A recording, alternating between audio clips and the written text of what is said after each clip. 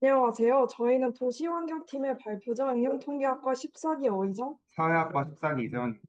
내 집 마련 이번엔 가능할까? 이 질문은 더 이상 개인의 바람이 아니라 우리 사회 전체가 고민해야 할 구조적 이슈입니다.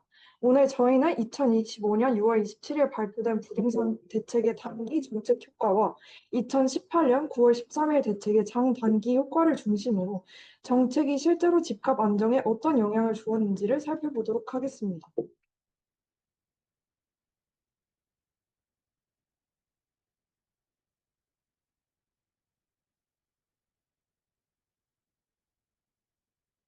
내 집 마련, 먼 미래의 일처럼 느껴지는데요. 대한민국에서 내 집 마련은 만 56살에 가능하다고 합니다. 집을 구매할 수 있는 날이 점점 미뤄지고 있는 것 같습니다. 보시는 그래프는 서울 30평형 아파트의 평균 시세 추이를 나타낸 것입니다. 전반적으로 꾸준한 상승세를 보여왔으며 이후 현재까지도 높은 수준의 가격이 유지되고 있는 상황입니다. 2017년부터 2022년 사이 정부는 집값 안정을 위해 20개가 넘는 부동산 정책을 쏟아냈습니다. 지금까지도 정부는 다양한 규제와 대책을 이어가고 있지만 여전히 내 집 마련은 많은 사람들에게 어려운 과제로 남아 있습니다.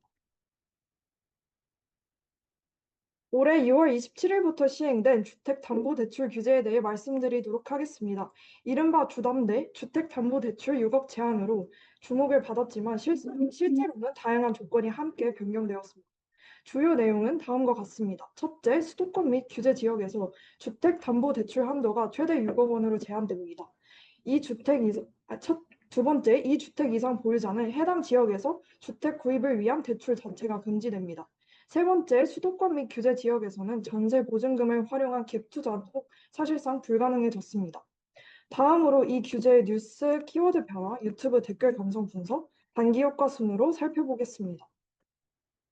다음은 네이버 뉴스 경제 섹션의 부동산 파트를 크롤링하여 TF, IDF 기법으로 키워드 변화를 분석한 결과입니다.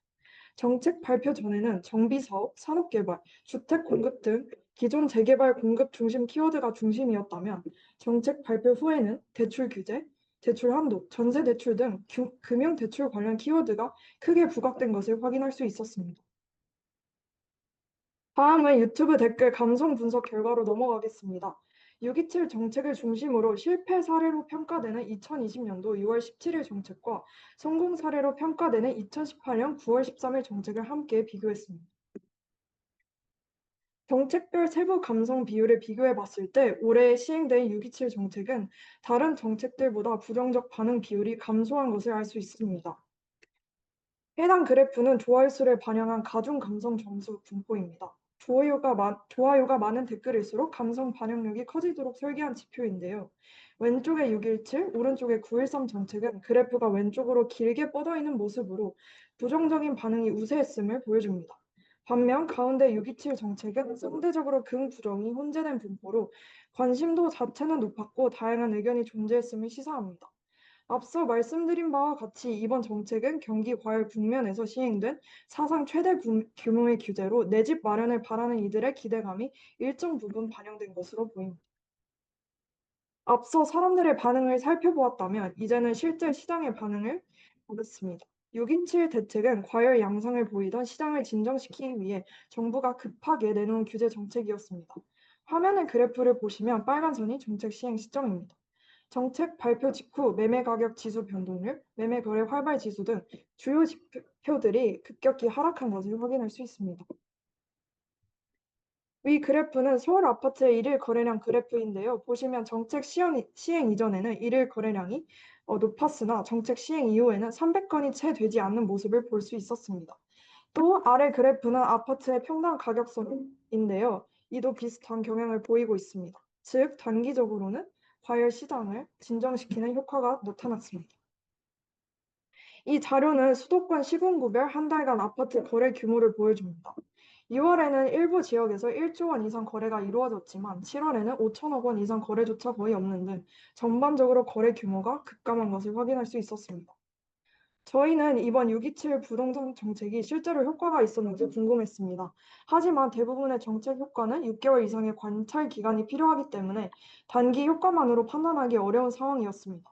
그래서 저희는 6월 27일 정책과 유사한 사례로 평가되는 2018년 9월 13일 정책을 분석하여 이를 바탕으로 앞으로 시장이 어떻게 반응할지 가늠해 보고자 했습니다. 유사한 과거 정책을 선정하기 위한 기준을 도출하기 위해 우선 부동산 시장의 특징과 규제를 살펴보고자 합니다. 최근 3년간 매수 우위 지수를 살펴보았을 때 부동산 시장은 매도자에 비해 매수자가 압도적으로 많은 시장입니다. 즉, 부동산 시장은 공급에 비해 수요 비중이 높으며 거래 단가 역시 매우 높다 보니 투기 수요가 흔히 발생하는 특수한 형태입니다. 이에 정부는 아파트 공급을 확대하거나 수요를 억제하는 정책을 활용합니다. 다만 아파트 공급량을 단기간에 늘릴 수 없기에 부동산 수요 정책이 사용됩니다. 주택 가격이 높기에 많은 경우 기존 자산과 대출을 함께 사용해 주택 매매를 하게 됩니다. 이는 주택 구입 지역에 따른 규제와도 연결됩니다. 주택 가격 상승률과 물가 상승률을 고려해서 정부는 크게 조정 대상, 투기 과열 지구, 투기 지역으로 구분합니다. 마지막으로 세금 납부 및 대출 상황 측면에서 조정을 통해 신규 진입을 억제하고 투기 수요를 억제하곤 합니다. 저희가 수많은 부동산 정책 중에 왜 2018년 9월 13일 정책을 이번 6월 27일 정책과 가장 유사하다고 보았는지 설명드리겠습니다. 우선 두 정책 모두 시장 과열을 진정시키기 위해 도입되었다는 공통점이 있습니다. 슬라이드 왼쪽은 9월 13일 정책 전후의 매매 가격 변동률, 오른쪽은 6월 27일 정책 전후의 매매 가격 지수 변동률입니다. 두 그래프 모두 정책 시행 직전 시점에서 상승률이 최고치를 기록했으며 정부가 급등하는 시장을 진정시키기 위해 정책을 시행했다는 맥락이 매우 유사합니다. 특히 두 정책 모두 주택담보대출을 제한했다는 점에서 규제 방향성이 매우 유사했습니다. 또한 서울 및 수도권 등 투기 과열 지역을 대상으로 하고 고가 주택 실수요자와 다주택자를 견제했다는 점도 공통적으로 나타납니다. 이러한 유사성을 바탕으로 저희는 9월 13일 정책을 6월 27일 정책과 가장 유사한 사례로 판단하였고 이를 기반으로 향후 6월 27일 정책의 효과를 예측해보고자 했습니다. 네, 그럼 이제 18년도 9월 13일 정책에 대해서 집중해 보겠습니다. 저희가 지금까지 이번 627 대책 시장 반응을 볼 때 여러 부동산 지표들이 급락하는 것을 봤는데요. 이러한 지표들이 과연 정책 때문일까요? 저희는 바로 여기에 초점을 맞춰 정책이 주택 매매 가격 지수에 순수 효과를 미쳤는지, 어느 지역의 효과를 발생했고 또 누구에게 영향을 미쳤는가를 살펴봤습니다. 정책의 효과성을 검증하는 가장 전통적인 모형으로는 DID 모형이 있습니다. 해당 모형은 시간에 따른 두 집단의 변화를 비교하여 정책이 없었다면 나타났을 변화를 추정합니다. 정책 도입 효과는 DID 추정량을 통해서 확인할 수 있습니다. 그림에서 보시다시피 차분 1과 차분 2를 뺀 것이 DID 추정량이 됩니다. 그러나 다른 요건이 아닌 순수한 정책 효과만을 판단하기 위해서는 평행 추세 과정이 필요합니다. 이처럼 회기식을 통해서도 DID 추정값을 구할 수 있지만 고정효과 모형을 통해서도 이를 도출할 수 있습니다. 고정효과 모형은 추정한 개수의 표준 오차가 일반적으로 더 작고 모형의 핏이 더 좋아지기 때문에 학계에서 주로 선호하는 경향을 보입니다. 그래서 저희 역시 고정효과 모형을 이번 분석 모형으로 채택하되 Y를 설명할 수 있는 여러 설명 변수 X들을 추가함으로써 통제 효과를 강화한 고정효과 패널 회귀 분석을 진행했습니다. 따라서 저희는 다음 모형을 기준으로 삼아 시공 곱하기 월을 분석 단위로 삼고 종속 변수는 매매 가격 지수의 로그를 씌운 값으로 두었고 독립 변수는 선행 연구들을 참고하여 소득, 인구 등으로 설정을 하였습니다. 시간 범위는 정책 시점 18년도 9월을 기준으로 1년을 잡고 지역 범위는 결칙지를 제외한 전국 시군구로 잡았습니다. 데이터 전처리 과정을 간단히 소개드리도록 하겠습니다. 여기서 저희가 확인하고 싶어하는 Y, 는 로그 프라이스로, 폴리시 이펙트는 정책 시행 이후 정책 적용 지역을 1로 둔 범위 변수로, 그리고 나머지는 독립 변수로 설정을 하여 회귀 분석을 진행을 하였습니다. 그리고 회귀 분석을 돌리기 위해서는 여러 사전 검증을 필요해서 일단 순서대로 간단히 살펴보도록 하겠습니다. 우선 모델 채택을 위해 하우스만 검증을 진행한 결과 초기 세팅대로 고정 효과 모형을 유지하기로 했습니다. 두 번째로 잔차의 자기 상관 검증을 했을 때 더빈 왓슨 통계량을 확인한 결과 양의 자기 상관관계가 의심되며 추후 1을 클러스터링 표준 오차로 고정하였습니다. 다음으로 이분산성을 검증하기 위해 브레쉬 페이건 검증으로 이 분산성이 유의미하다 판정해 이 역시 클러스터링 표준 오차로 고정을 하였습니다. 마지막으로 행단명 독립과정과 다중 공상성을 확인을 했을 때 이 역시도 문제 없음을 확인을 하고 회귀를 돌리게 되었습니다. 다만 맨 처음에 DID 모델에서 가장 중요한 건 평행 추세 과정이라는 점을 말씀드린 점 기억하시나요?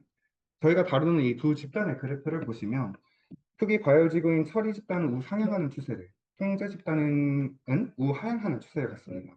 즉 평행 추세 과정에 위반하여 보정이 필요합니다. 따라서 저희는 정책 시점 이전 구간에만 집단별 선형 추세항을 삽입하여 최종 회기식 모형을 확정했습니다. 결과를 살펴보면 오른쪽 폴리시 이펙트의 표가 굉장히 작아 순수 정책 효과의 유의성을 검증하였습니다. 또한 모델의 설명력은 73%로 꽤 유의미한 모델임을 확인했습니다. 결론적으로 처리 집단의 매매 가격 지수는 매월 0.1%로 빠르게 상승해왔다는 점과 트렌드 프리의 p-밸류로 평행 추세 과정 위반 보정이 통계적으로 타당함을 확인했습니다. 다음으로 폴리시 이펙트에 대한 해석인데요. 이는 DID 관점에서 베타에 집중했을 때 더 그 의미가 명확해집니다. 그러나 이때 베타는 정책 전후 기간의 평균 차이를 담기 때문에 처리 집단의 정책 직후 단기 급락이나 반등 같은 시점별 패턴은 잘 포착하지 못합니다. 또한 처리 집단 혹은 통제 집단의 기울기 방향이 반대인 상황에서는 베타의 해석이 직관적으로 복잡해집니다. 그러나 통계적으로 유의성이 검증되었으므로 매매 가격 지수에 대한 정책의 순평균 효과 역시 유의미하다라는 결론을 도출했습니다. 지금까지는 정책의 전후 1년, 투기과열지구와 비투기과열지구 전체를 보는 거시적 관점이었다면 조금 더 좁혀서 정책 직후 단기간, 투기과열지구와 각 시군구 반응을 살펴보겠습니다. 9월 13일 정책 이후 지역별 반응을 클러스터링한 과정은 크게 5단계로 구성이 됩니다. 이때 반응이 유사한 지역끼리 3개의 그룹으로 나눴고 실루엣 점수는 0.38점으로 완벽하지는 않지만 정책 반응 패턴 기준으로는 꽤 의미 있는 부분이라고 판단하였습니다. 저희는 총 이 5가지의 변수를 기반으로 클러스터링을 진행을 하였는데요. 그 결과 4가지 유형이 도출이 되었습니다. 클러스터 오른쪽 그래프는 각 클러스터의 매매지수 평균 시계열로 클러스터 2는 정책 이후에 기울기는 줄었으나 거시적으로 봤을 때 매매 가격 지수가 줄지 않은 집단을 의미하고 클러스터 1은 오히려 정책 이후에 반등하는 풍선 효과를 가진 유형에 해당합니다. 마지막으로 클러스터 0은 정책 유효 유형과 무반응 유형이 속하는 유형입니다. 정책 유효 유형은 정책의 직접적인 영향으로 매매 가격 지수가 하락하는 추세를 보이는 유형이며 무반응 유형은 풍선 효과도 없고 매수 심리도 약해 지속적으로 하락하는 추세를 보이는 유형입니다. 이에 따른 구체적인 지역은 다음과 같습니다. 이제 구체적인 사례를 살펴보도록 하겠습니다. 먼저 정책 유효 사례입니다. 보시는 것처럼 9월 13일 정책 이후 약 6개월간 서초, 강남, 송파구에 매매 가격 지수와 거래량이 모두 동반 하락하는 흐름을 보였습니다. 이는 정책이 수요 억제에 직접적인 효과를 미친 사례라고 판단할 수 있습니다.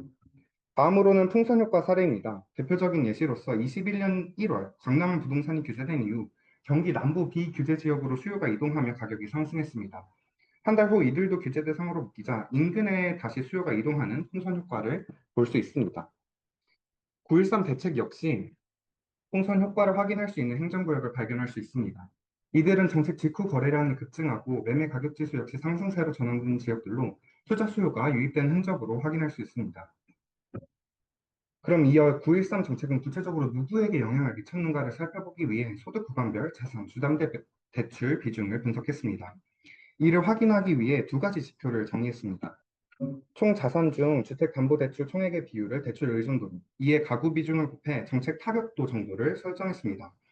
그 결과 총 3가지 집단이 나오게 되는데 고소득 구간인 경우 이미 자산 가치가 높아 규제 영향이 오히려 적은 점을 볼 수 있습니다. 다만 가장 많은 가구에 해당하는 연평균 3천만 원 정도의 소득을 갖는 집단의 경우 가장 큰 정책 타격을 받게 됩니다. 이는 실수요이자 구매력이 낮은 중, 저소득층의 진입 장벽이 높아졌다고 해석해 볼 수 있습니다. 따라서 앞선 분석을 정리해보자면 부동산 정책에 대한 여론은 늘 부정적이나 6.27 대책 이후에는 긍정적인 반응이 늘었음을 확인했습니다. 그리고 과거 부동산 정책과 이번 대책 모두 단기적으로는 시장을 진정시키고 9.13 정책을 기준으로 DID 모델 분석 결과 역시 정책 효과가 유의했음을 확인했습니다. 다만 비규제 지역에서 풍선 효과가 발생하고 소득 중하위 구간으로 정책 효과가 편중된다는 점을 고려한다면 이번 대책 역시 특정 지역에 효과가 존재할 것으로 예상되나 전체적인 집값은 유지될 것으로 보입니다. 저희 분석은 대출 시점과 총액이라는 데이터를 다루기에 접근성에 한계가 있었으며 대책 발표 이후로는 약 1개월밖에 지나지 않은 시점이기 때문에 수집에 한계가 존재했습니다. 참고한 문헌은 다음과 같고 여러분의 내신 마련에 응원을 보내며 이만 발표를 마치도록 하겠습니다. 감사합니다.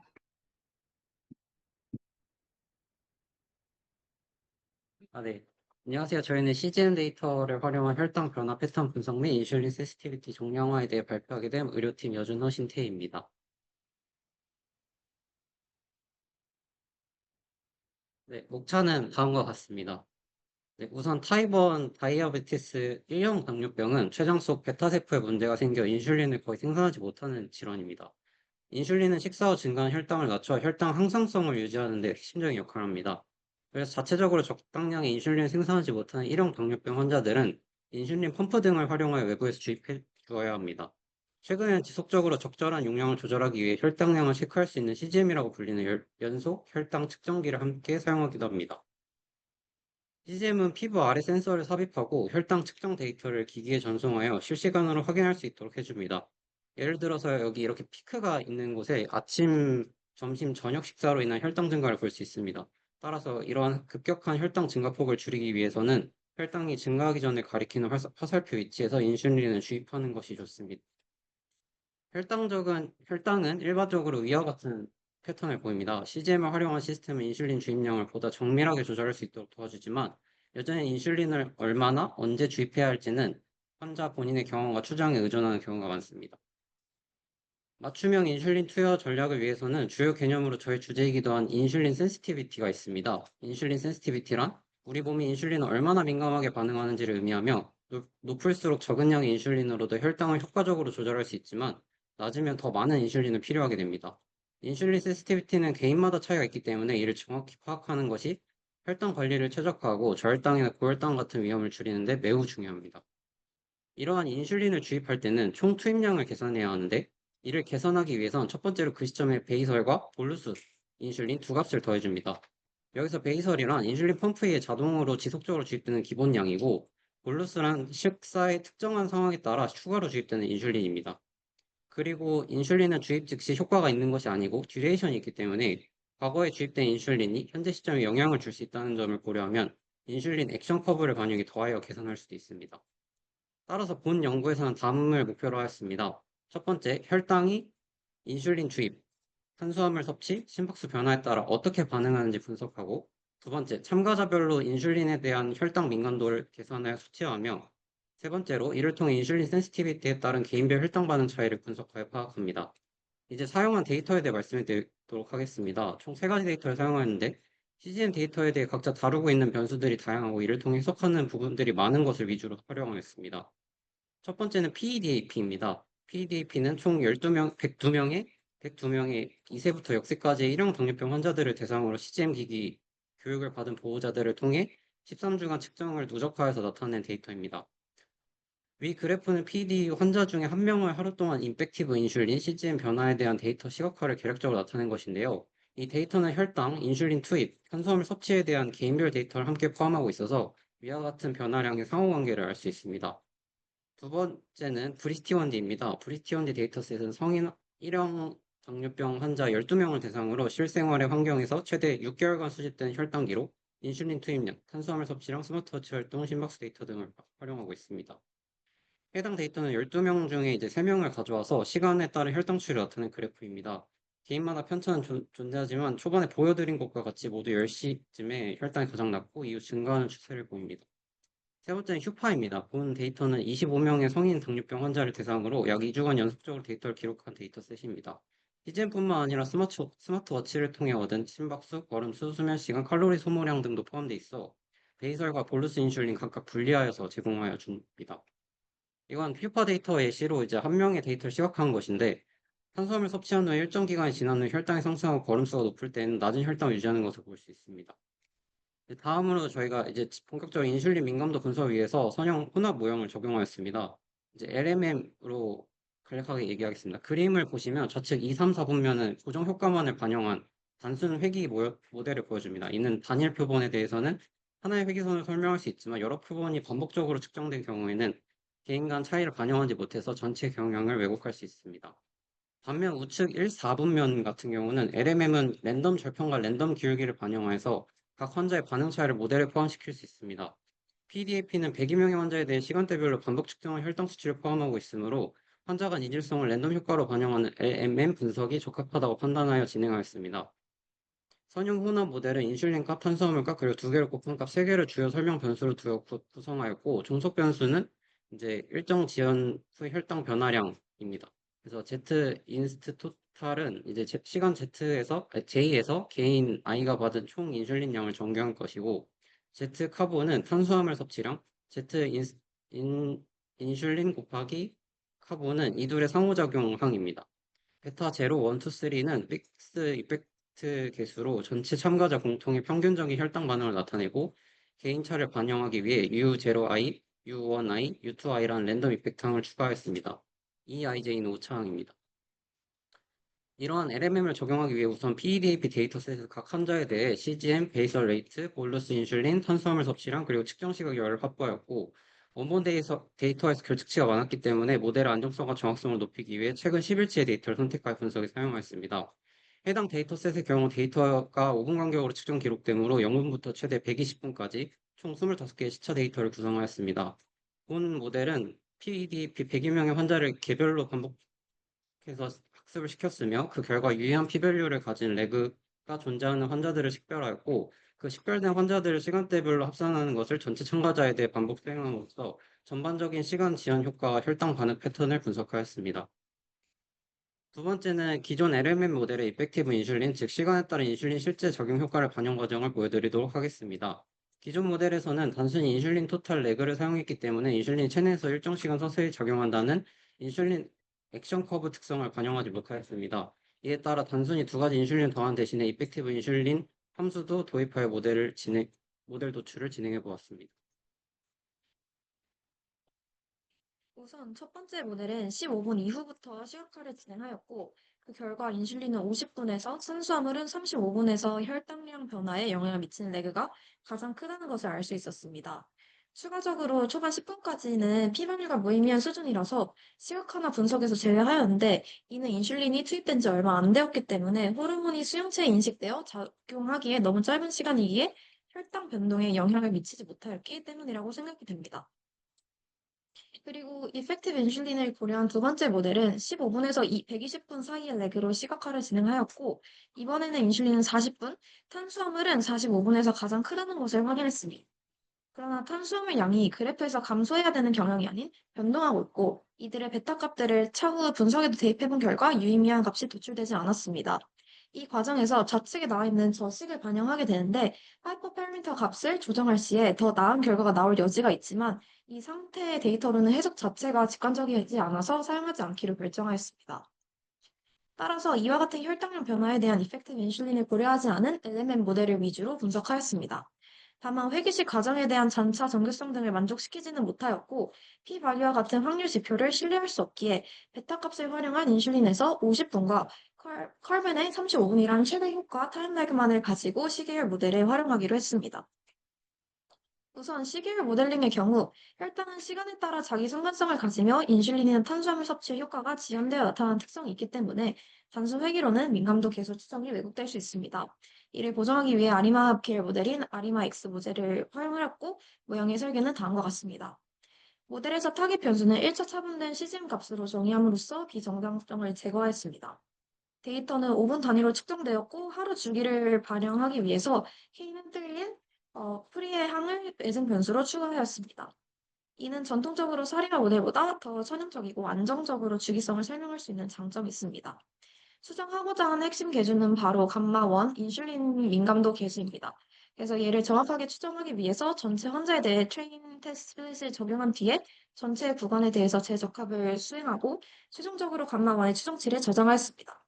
또한 LMM을 통해 미리 확보된 인슐린 지연 효과와 탄수화물 지연 효과를 반영하여서 각 시점의 혈당 변화에 대한 효과를 보다 현실적으로 추정할 수 있도록 하였습니다.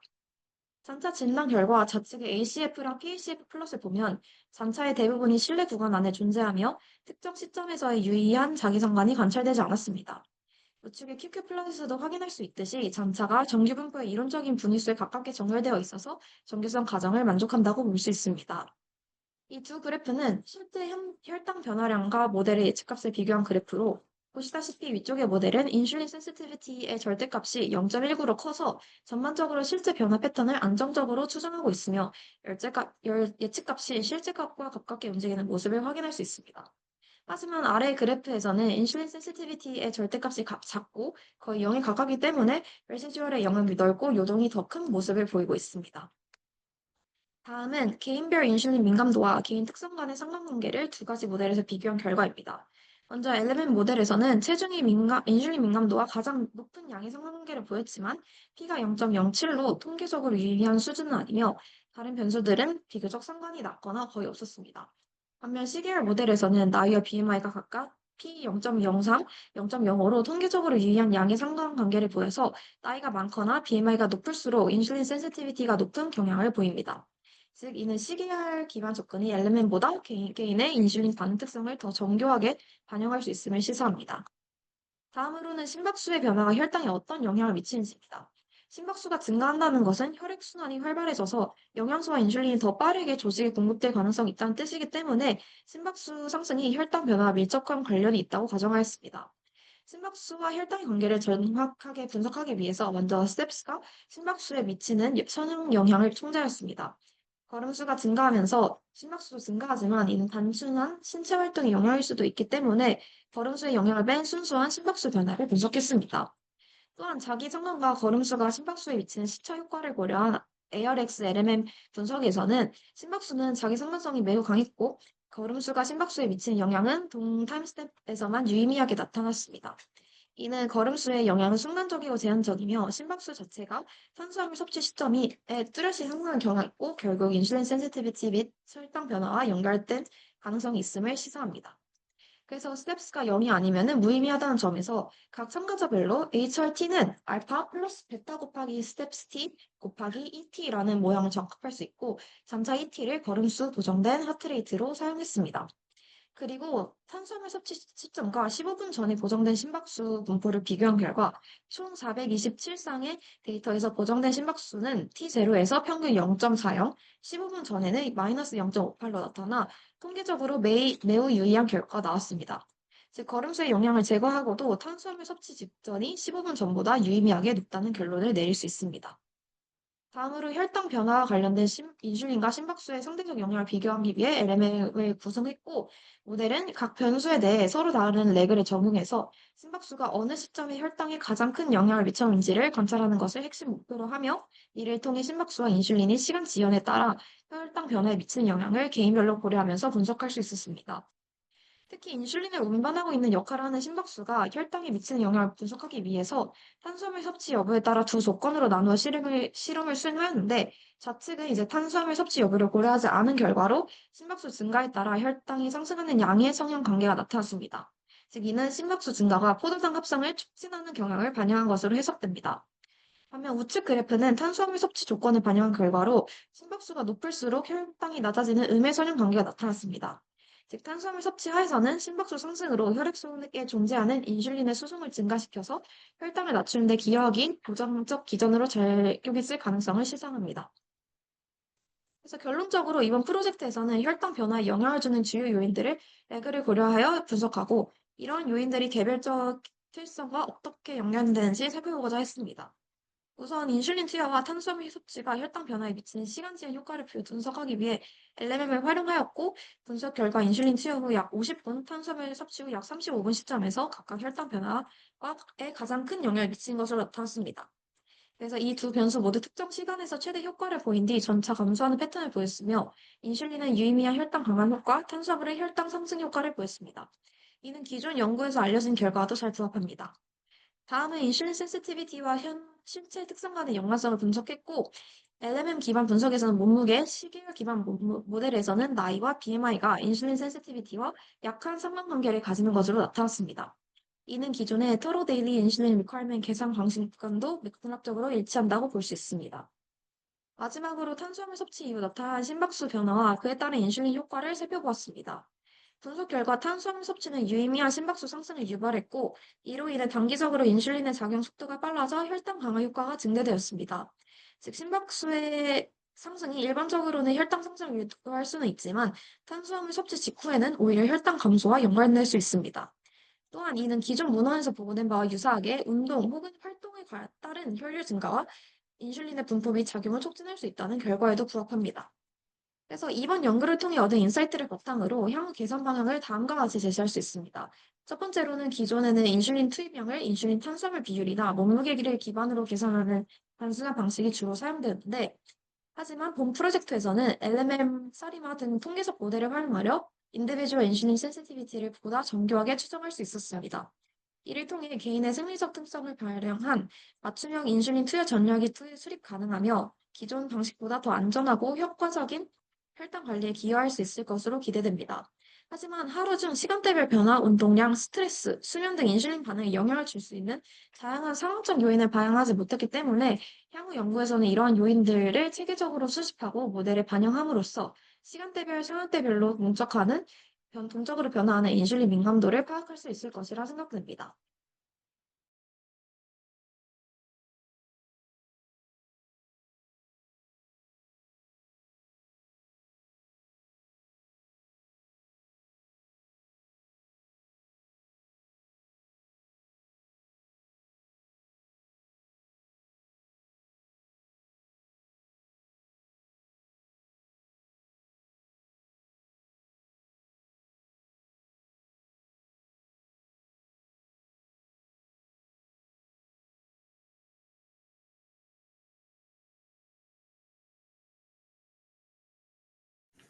죄송합니다. 저희는 게임 산업에서 짧은 시간 내에 유저 반응을 가장 잘 이끌어낼 수 있는 유튜브 콘텐츠 전략을 찾자라는 목표하에 콘텐츠 업로드 7일 내로 검색량 증가를 가장 잘 유도하는 콘텐츠 유형 시점을 분석해 보았습니다. 저희는 다양한 기업 분류 중에서도 마케팅 분석에 가장 적합한 스팀 AAA 퍼블리셔에 집중하였습니다. 데이터셋에 대해 소개드리겠습니다. 첫 번째로 전 세계 출시된 게임 정보를 모아놓은 IGDB 데이터입니다. 두 번째, 유튜브 영상, 채널, 댓글 등 다양한 데이터를 가져올 수 있는 유튜브 API입니다.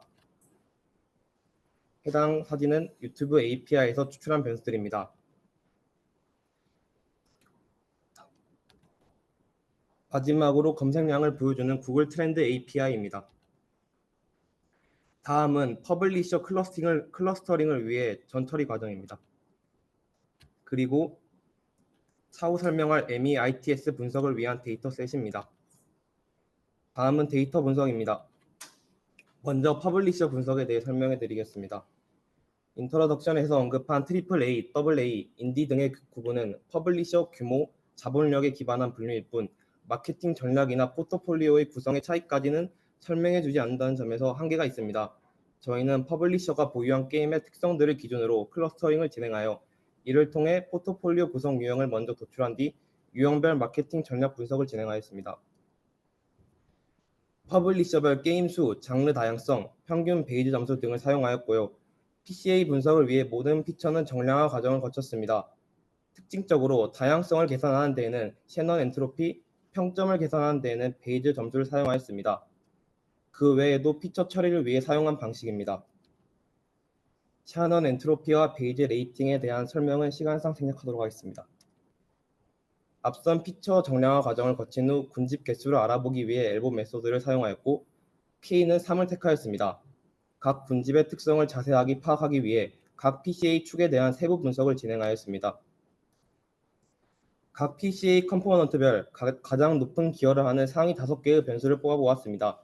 그 결과 PC1은 규모, 시장 확장도 관련 지표이고 PC2는 콘텐츠 다변화 정도입니다. 이에 PC1이 높을수록 거대 퍼블리셔이며 PC2가 높을수록 다채로운 콘텐츠 전략, 낮을수록 한정된 스타일, 지역 타겟을 유지하는 퍼블리셔일 가능성을 확인했습니다. 군집은 결과적으로 다음과 같이 분류되었고 가장 많은 선례와 데이터가 축적된 클러스터형 고규모 글로벌 퍼블리셔를 대상으로 마케팅 분석을 시행하였습니다.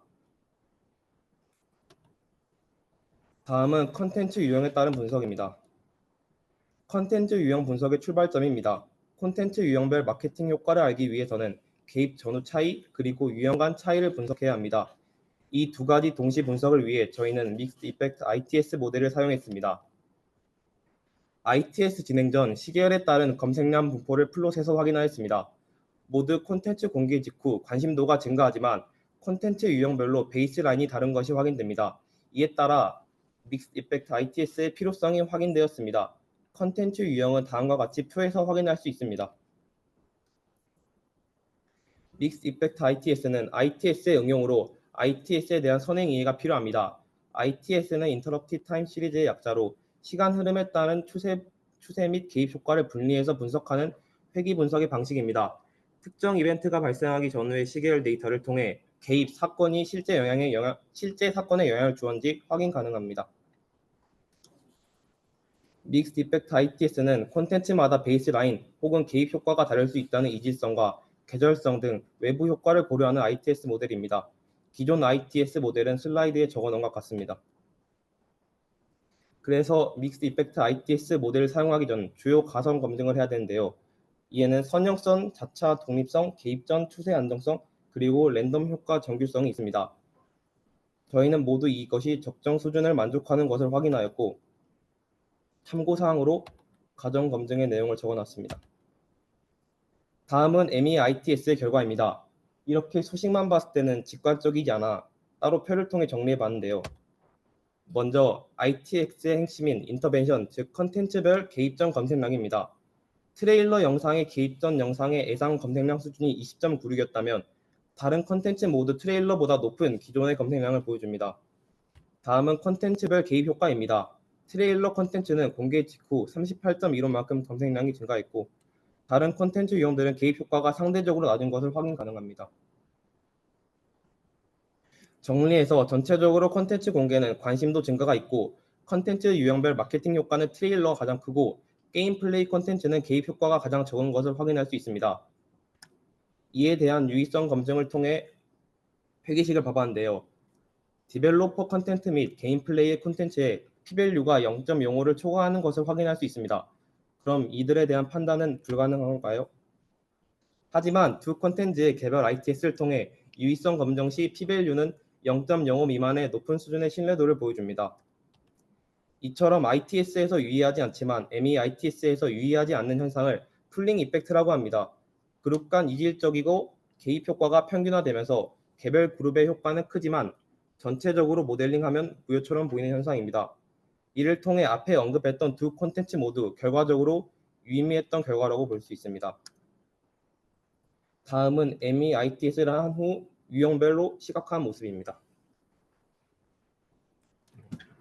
네, 이어서 진행하겠습니다. 다음은 장르별 어떤 영상 유형이 효과적인지 파악하기 위해 MEITS를 적용한 분석입니다. 원래 22개였던 세부 장르는 분석의 명확성과 통계성, 타당성을 위해 7개로 재분류하였습니다. 장르별 콘텐츠 효과는 교차한 개수를 통해 시각화했습니다. 개수가 클수록 해당 장르에서 콘텐츠 유형의 검색량 기여도가 크다는 뜻입니다. 액션 장르에서는 베이직 트레일러의 효과가 두드러졌고 어드벤처 장르에서는 디벨로퍼 콘텐츠가 가장 높은 영향을 미쳤습니다. 퍼즐 장르도 마찬가지로 개발자 설명과 트레일러 중심의 콘텐츠가 효과적이었습니다. 시뮬레이션 장르는 스토리 중심의 콘텐츠가, RPG 장르는 세계관과 개발 의도를 보여주는 콘텐츠가 효과적이었습니다. 스트레티지 장르는 개발자 해설과 전략 설명 중심 콘텐츠가 효과적이었고, 슈터 장르는 기술 정보와 강렬한 연출 중심 콘텐츠가 효과적이었습니다. 다음은 장르별 MEITS 결과입니다. 이 그래프는 콘텐츠 유형별 ITS 효과 분포를 나타낸 바이올린 플롯입니다. 이는 장르 전반에서의 효과 분포를 시각적으로 보여줍니다. 베이직 트레일러는 대부분 장르에서 일관된 높은 효과를 보였고 게임 플레이는 전반적으로 긍정적이었지만 장르별 편차가 컸으며 전략 액션 계열에서 특히 효과적이었습니다. 스토리 시네마틱은 RPG 어드벤처에서는 강한 반응을 보인 반면 시뮬레이션 등에서는 낮은 효과를 보였습니다. 디벨로퍼 콘텐츠가 가장 편차가 컸고 일부 장르에서만 높은 효과가 나타났습니다. 이번에는 연도별 MEITS 분석 결과를 살펴보겠습니다. 먼저 디벨로퍼 콘텐츠의 기여도가 가장 두드러집니다. 2023년부터 급증해 2025년까지 높은 비중을 유지하고 있으며 특히 유저와의 신뢰를 쌓는 유형이 효과적일 가능성이 큽니다. 스토리 시네마틱 콘텐츠도 꾸준히 성장 중으로 2022년 대비 2025년에는 약 3배 수준으로 확대되었습니다. 몰입형 콘텐츠의 영향력이 커진 결과입니다. 게임 플레이 콘텐츠는 비교적 정체 상태이며 기존 유저 대상 중심이라 확장성에 한계가 있을 수 있습니다. 베이직 트레일러는 꾸준히 안정적인 효과를 보이며 여전히 마케팅의 기본 축 역할을 하고 있습니다. 왼쪽 그래프는 각 연도별 실제 콘텐츠 배포량이고 오른쪽은 콘텐츠 개입 효과, 즉 검색량 상승 기여도를 나타냅니다. 두 그래프를 비교해보면 주황색 디벨로퍼 콘텐츠와 초록색 스토리 시네마틱 유형은 대표량에 비해 개입 효과가 뚜렷하게 증가하고 있어 성과 대비 활용되지 않다는 점을 확인할 수 있습니다. 인터벌 MEITS 통해 추가로 얻을 수 있는 인사이트입니다. 넘어가겠습니다. 저희는 두 가지 질문에서 분석을 시작하였습니다. 첫 번째로는 게임 출시 며칠 전에 광고 영상을 업로드하는 게 효과적일까이고, 두 번째는 영상 유형별로 어느 시점에 업로드하는 게 효과적일까입니다. 먼저 첫 번째 질문을 확인하기 위해 회계 분석을 진행하였습니다. 존속 변수는 업로드 전후 검색량 증가율이며 우측으로 치우친 분포로 인해 이상치를 제거하고 로그 변환을 적용하였습니다. 저희가 관심 있는 변수는 며칠 전에 업로드하면 좋은가입니다. 이를 위해 출시 이전에 업로드된 데이터만 선택하고 해석 편의를 위해 데이트 투 런치라는 변수를 도입해 변환하였습니다. 이는 출시일과 업로드일 간의 간격을 의미합니다. 다음으로는 유튜브 메타 데이터 간의 다중 공선성을 제거하기 위해 새로운 변수를 도입한 과정입니다. 다음으로는 회계 분석 결과입니다. 최종 회계식은 슬라이드에 빨간색 이 식처럼 나왔고요. 전체 설명력은 R제곱은 0.528로 나타났습니다. 이 중 프리즘은 영상 업로드 전 검색량으로 예측에 가장 중요한 변수로 나타났고, 데이트 런치는 P값이 0.04로 유의했지만 개수값이 거의 0에 가까워 실제 효과는 매우 제한적이었습니다. 하지만 데이트 라운치를 이렇게 연속형으로 처리할 경우 출시일과 가까울수록 좋다 또는 출시일과 멀수록 좋다 두 가지 결과 중 하나로 나올 것입니다. 따라서 이를 범주형으로 변환해 어느 기간에 업로드하는 것이 효과적일지 살펴보고자 했습니다. 출시일 전 업로드 시점 기간에 따라 다음과 같이 4개의 구간으로 나눠 범주형 회계를 진행한 결과 출시 3달 전 업로드는 일주일 이내 업로드 대비 검색량 증가율이 약 0.5% 낮았습니다. 즉 출시일에 가까울수록 관심 상승 효과가 더 컸습니다. 따라서 최적 광고 영상 업로드 시점은 출시 일주일 이내이며 너무 일찍 게시할 경우 그 언급량이나 트렌드가 소멸되므로 주의가 필요합니다. 또한 사전 언급량이 높은 게임은 타이밍보다 영상 품질 강화에 집중하는 것이 필요합니다. 콘텐츠별 최적 업로드 시점을 파악하기 위해 일주일 업로드 기준 7일 전후간 검색량 변화를 시각화했습니다. 더 구체적으로 분석하기 위해 콘텐츠별로 가장 높게 쏘는 시점인 피크데이의 통계 요약을 진행해 보았습니다. 베이스 트레일러의 평균은 0.21이었고 중앙값은 0일이었습니다. 디벨로퍼 콘텐츠는 평균이 1.421, 중앙값이 0.51이었습니다. 여기서 편차가 큰 건 개인별 반응 차이가 크다는 것을 의미합니다. 게임 플레이 콘텐츠는 평균이 -0.71, 중앙값이 0일이었습니다. 스토리 시네마틱은 평균이 1.251, 중앙값이 1일이었습니다. 이 그래프는 콘텐츠 유형별 검색량 피크 시점을 바이올린 플롯으로 시각화한 것입니다. 베이지 트레일러는 업로드 당일에만 버즈가 몰려 예어로 런치 집중 전략에 적합합니다. 게임 플레이 콘텐츠도 당일 효과가 크지만 꼬리가 길어 전후 기간까지 확산됩니다. 디벨로퍼 콘텐츠는 분산이 커 반응 시점이 퍼블리셔마다 다르고 장기 유지용으로 적합합니다. 스토리 시네마틱은 하루나 이틀 후 반응이 뚜렷해 후속 콘텐츠로 연속 버즈를 유도할 수 있을 것 같습니다. 다음 모델식을 통해 고정 효과와 랜덤 효과인 게임별 랜덤 절편과 기울기 편차를 동시에 추정하였습니다. 이처럼 혼합 효과 모형을 통해 전체 콘텐츠 유형별 평균 패턴과 게임별 편차 등을 동시에 파악하면 게임마다 최적화된 마케팅 스케줄을 설계할 수 있습니다. 랜덤 절편은 각 게임의 업로드 당일 기준 기본 버즈 수준이 전체 평균과 얼마나 다른지를 나타냅니다. 랜덤 기울기는 업로드 전 기간에서 사전 예열 속도가 평균보다 얼마나 빠르거나 느린지를 보여줍니다. 두 가지 지표를 기준으로 4개 세그먼트로 나누어 각 세그먼트에 맞춤형 스케줄을 처리할 수 있습니다. 이렇게 4가지로 나왔는데요. 첫 번째 유형은 이미 충분한 사전 관심과 예열 속도로 빠르기에 런치 3일 전부터 트레일러를 압축 배포한 뒤 런치 당일 런치 트레일러와 이벤트로 버즈를 극대할 것 같습니다. 두 번째 유형은 버즈는 높은 반면 예열 속도가 느린 게임이기에 런치 일주일 전부터 디벨로퍼 콘텐츠를 주기적으로 내며 만만한 관심을 쌓고 런치 당일에 매일 런치 콘텐츠로 집중하면 좋을 것 같습니다. 다음 유형으로는 사전 관심이 낮지만 일단 예열되면 빠르게 반응하는 게임이기에 7일 전부터 4일 전은 베이지 트레일러로 출시 3일 전부터는 트레일러 캠페인을 압축 배포하면 좋을 것 같습니다. 마지막 유형은 아래처럼 설계하면 좋을 것 같습니다. 콘텐츠별 최적 타이밍 전략입니다. 베이지 트레일러와 디벨로퍼 콘텐츠로 사전 관심을 끌고 게임 플레이 프리뷰와 스토리 시네마틱으로 예열 피크를 유도합니다. 런치 당일엔 런치 트레일러를 중심으로 트리플 A 게임은 라이브나 이벤트로 팬 참여를 극대화합니다. 이후에 스토리 시네마틱 후속편으로 다음날까지 버즈를 유지하고 디벨로퍼 콘텐츠를 주기적으로 배포해 장기 관심을 끌어가는 전략이 효과적입니다. 결론 및 한계입니다. 트레일러는 가장 즉각적인 효과를 보였습니다. 또한 퍼블리셔나 장르에 따라 개발자 콘텐츠나 스토리형도 효과적이었습니다. 사전 버즈가 높은 게임은 타이밍보다 콘텐츠의 완성도가 더 중요했습니다. 메타 참여도가 높은 게임은 확산력이 크기 때문에 퍼블리셔 특징과 맞춤 전략과 결합하면 시너지가 클 것으로 예상됩니다. 다만 구글 트렌드는 절대적인 관심도 파악이 어려웠습니다. 외부 유행 통제가 완벽하지 않았고 IHDB 등록 게임에 한정돼 대표성에 한계가 있었습니다. 또한 콘텐츠 분류에 주관이 개입되고 마케팅 예산 등 주요 변수가 반영되지 않았다는 점이 아쉬움으로 남습니다. 이상입니다. 감사합니다.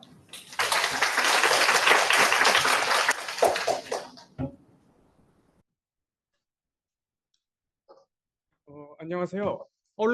한국 언론의 정치 성향, 후쿠시마 오염수 보도 분석을 중심으로 발표하게 될 문화미디어의 구기현입니다. 발표에 앞서기 전에 저희가 아무래도 정치적으로 민감한 주제를 다루고 있다 보니까 여기서 제가 어떤 신문사를 먼저 언급을 하든 이건 저의 정치 견해와 무관하다는 점을 먼저 말씀드리도록 하겠습니다.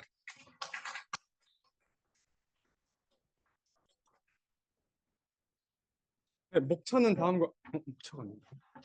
네, 목차는 다음과 같고요. 네, 정치 성향에 따라 신문사의 태도가 달라지는 것은 널리 알려진 사실이죠. 여러분은 어떤 정치 신문을 구독하고 계신가요? 비밀인가요? 네.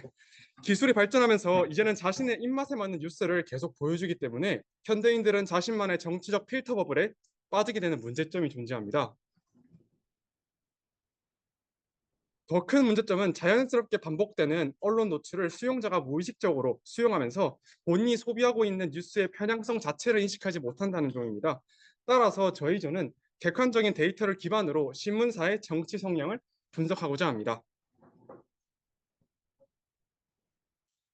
저희는 이제 북한과 일본에 대해서 고민하다가 일본에 대한 태도를 바탕으로 신문사의 정치 성향을 나누었습니다. 보통 신문사들은 충성된 독자층을 보유하고자 모든 정치 성향, 정치 사건들에 대해 일관된 스탠스를 유지하는 것이 그러니까 그 신문사 기업 생존에 유리하기 때문에 좌우가 급격하게 갈리는 사건 중에 하나만 가지고 신문사의 정치 성향을 분석하여도 그 사건 이외의 다른 정치적 쟁점에 대해서도 일관된 정치 성향을 따라갈 것이라 짐작할 수 있는 것이지요. 따라서 하나의 정치 사건만 분석하더라도 나머지 정치 성향에 대해서는 이럴 것이다 라고 판단할 수 있게 되는 것입니다. 본 연구는 일본과 관련된 사건 중에 후쿠시마 원전수 방류에 대해 집중하여 신문사의 정치 성향을 나누었습니다. 분석 기관은 다음과 같고요. 신문사를 고른 기준은 덩치가 그래도 어느 정도 있고 또 그 지역 일간지가 아니라 전국 일간지를 기준으로 해서 12가지의 신문사를 골랐습니다. 네. 데이터 수집은 빅카인즈라는 뉴스 통계 사이트를 사용했고요. 후쿠시마 원전수 방류에 대해 검색하기 위해 언론 홍보 영상 후보인 제 도메인 지식을 활용해서 검색어를 이렇게 설계하여 작성하였습니다. 후쿠시마 오염수를 저희 메인 주제로 설정하게 된 이유에 대해서 보충 설명을 하자면 일본과 관련된 여러 사건들 중 특정 사건을 살펴보기 위해서 일본이 포함된 대표적인 신문사의 보도량을 구했고 그 보도량이 특징이 된 사건 중 보수와 진보의 입장이 명확히 구분되는 후쿠시마 오염수 방류 사건을 클러스터링의 기준으로 삼았습니다. 따라서 주제를 후쿠시마 오염수 방수로 구체화시켜 구체적으로 보도량을 보았고 이를 실제 후쿠시마 오염수와 관련된 사건과 비교해 보았을 때 보도량을 통해 후쿠시마 오염수의 핵심 사건을 뽑아낼 수 있었습니다. 그러나 단순히 기사 주제 키워드 빈도만으로는 언론사의 정치적 성향을 파악하기가 힘들겠죠. 따라서 정치 성향의 구분이 가능하게 할 수 있는 정량적인 지표들을 클러스터링을 위한 재료로 사용하였습니다. 그 지표가 감정 분석과 토픽 모델링을 활용한 찬성, 중립, 반대 스탠스입니다.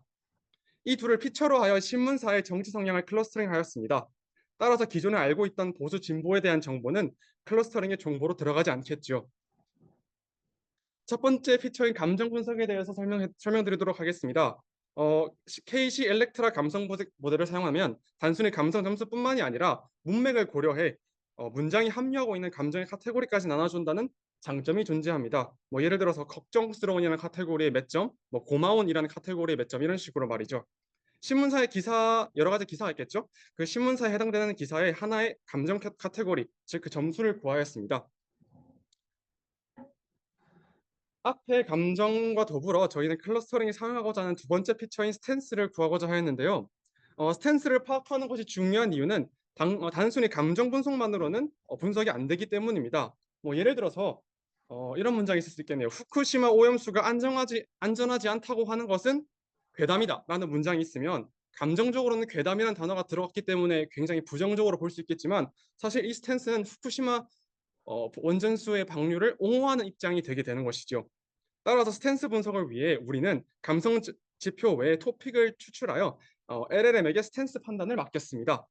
LLM은 문장 구조나 단어 수준의 피처가 아닌 문맥 속 의미 흐름과 암시된 입장, 주제 간의 관계를 포착할 수 있는 능력을 갖추고 있어 기존 통계 기반 방법보다 조금 더 복합적인 추론이 필요한 태도 분류에 더 적합하다고 판단하여 저희는 LLM을 통하여 스탠스 분석을 실시하였는데요. 이와 관련된 실험 연구 중에서 이제 토픽 모델 단독으로 넣었을 때 또 혹은 센티멘트 점수를 단독으로 넣었을 때보다 저희가 앞에서 구한 감성 점수랑 토픽 모델링을 통해 구한 토픽 점수를 같이 활용을 하여서 LLM을 돌린 결과 가장 스탠스를 잘 분류하였다라는 선행 연구를 따라 저희도 그대로 이행하였습니다. 그러면 토픽은 어떻게 구할 것인가? 저희는 이제 버트 토픽을 사용하였는데요. 버트 토픽은 문장, 문맥 기반으로 기존 방법보다 훨씬 더 정교한 주제 분리가 가능합니다. 토픽 수를 자동으로 조정하기 때문에 조정하고 노이즈를 배제하기 때문에 기존에 있던 방식보다 더욱더 효과적인 것이죠. 또 기존 방법은 단어 기반으로 이제 토픽을 설정했다면 버트 토픽은 문장 단위 기반으로 토픽을 분류하기 때문에 저희와 같이 짧은 기사, 뉴스, 본문, 특히 한국어 기반의 텍스트에 적합하다고 볼 수 있습니다.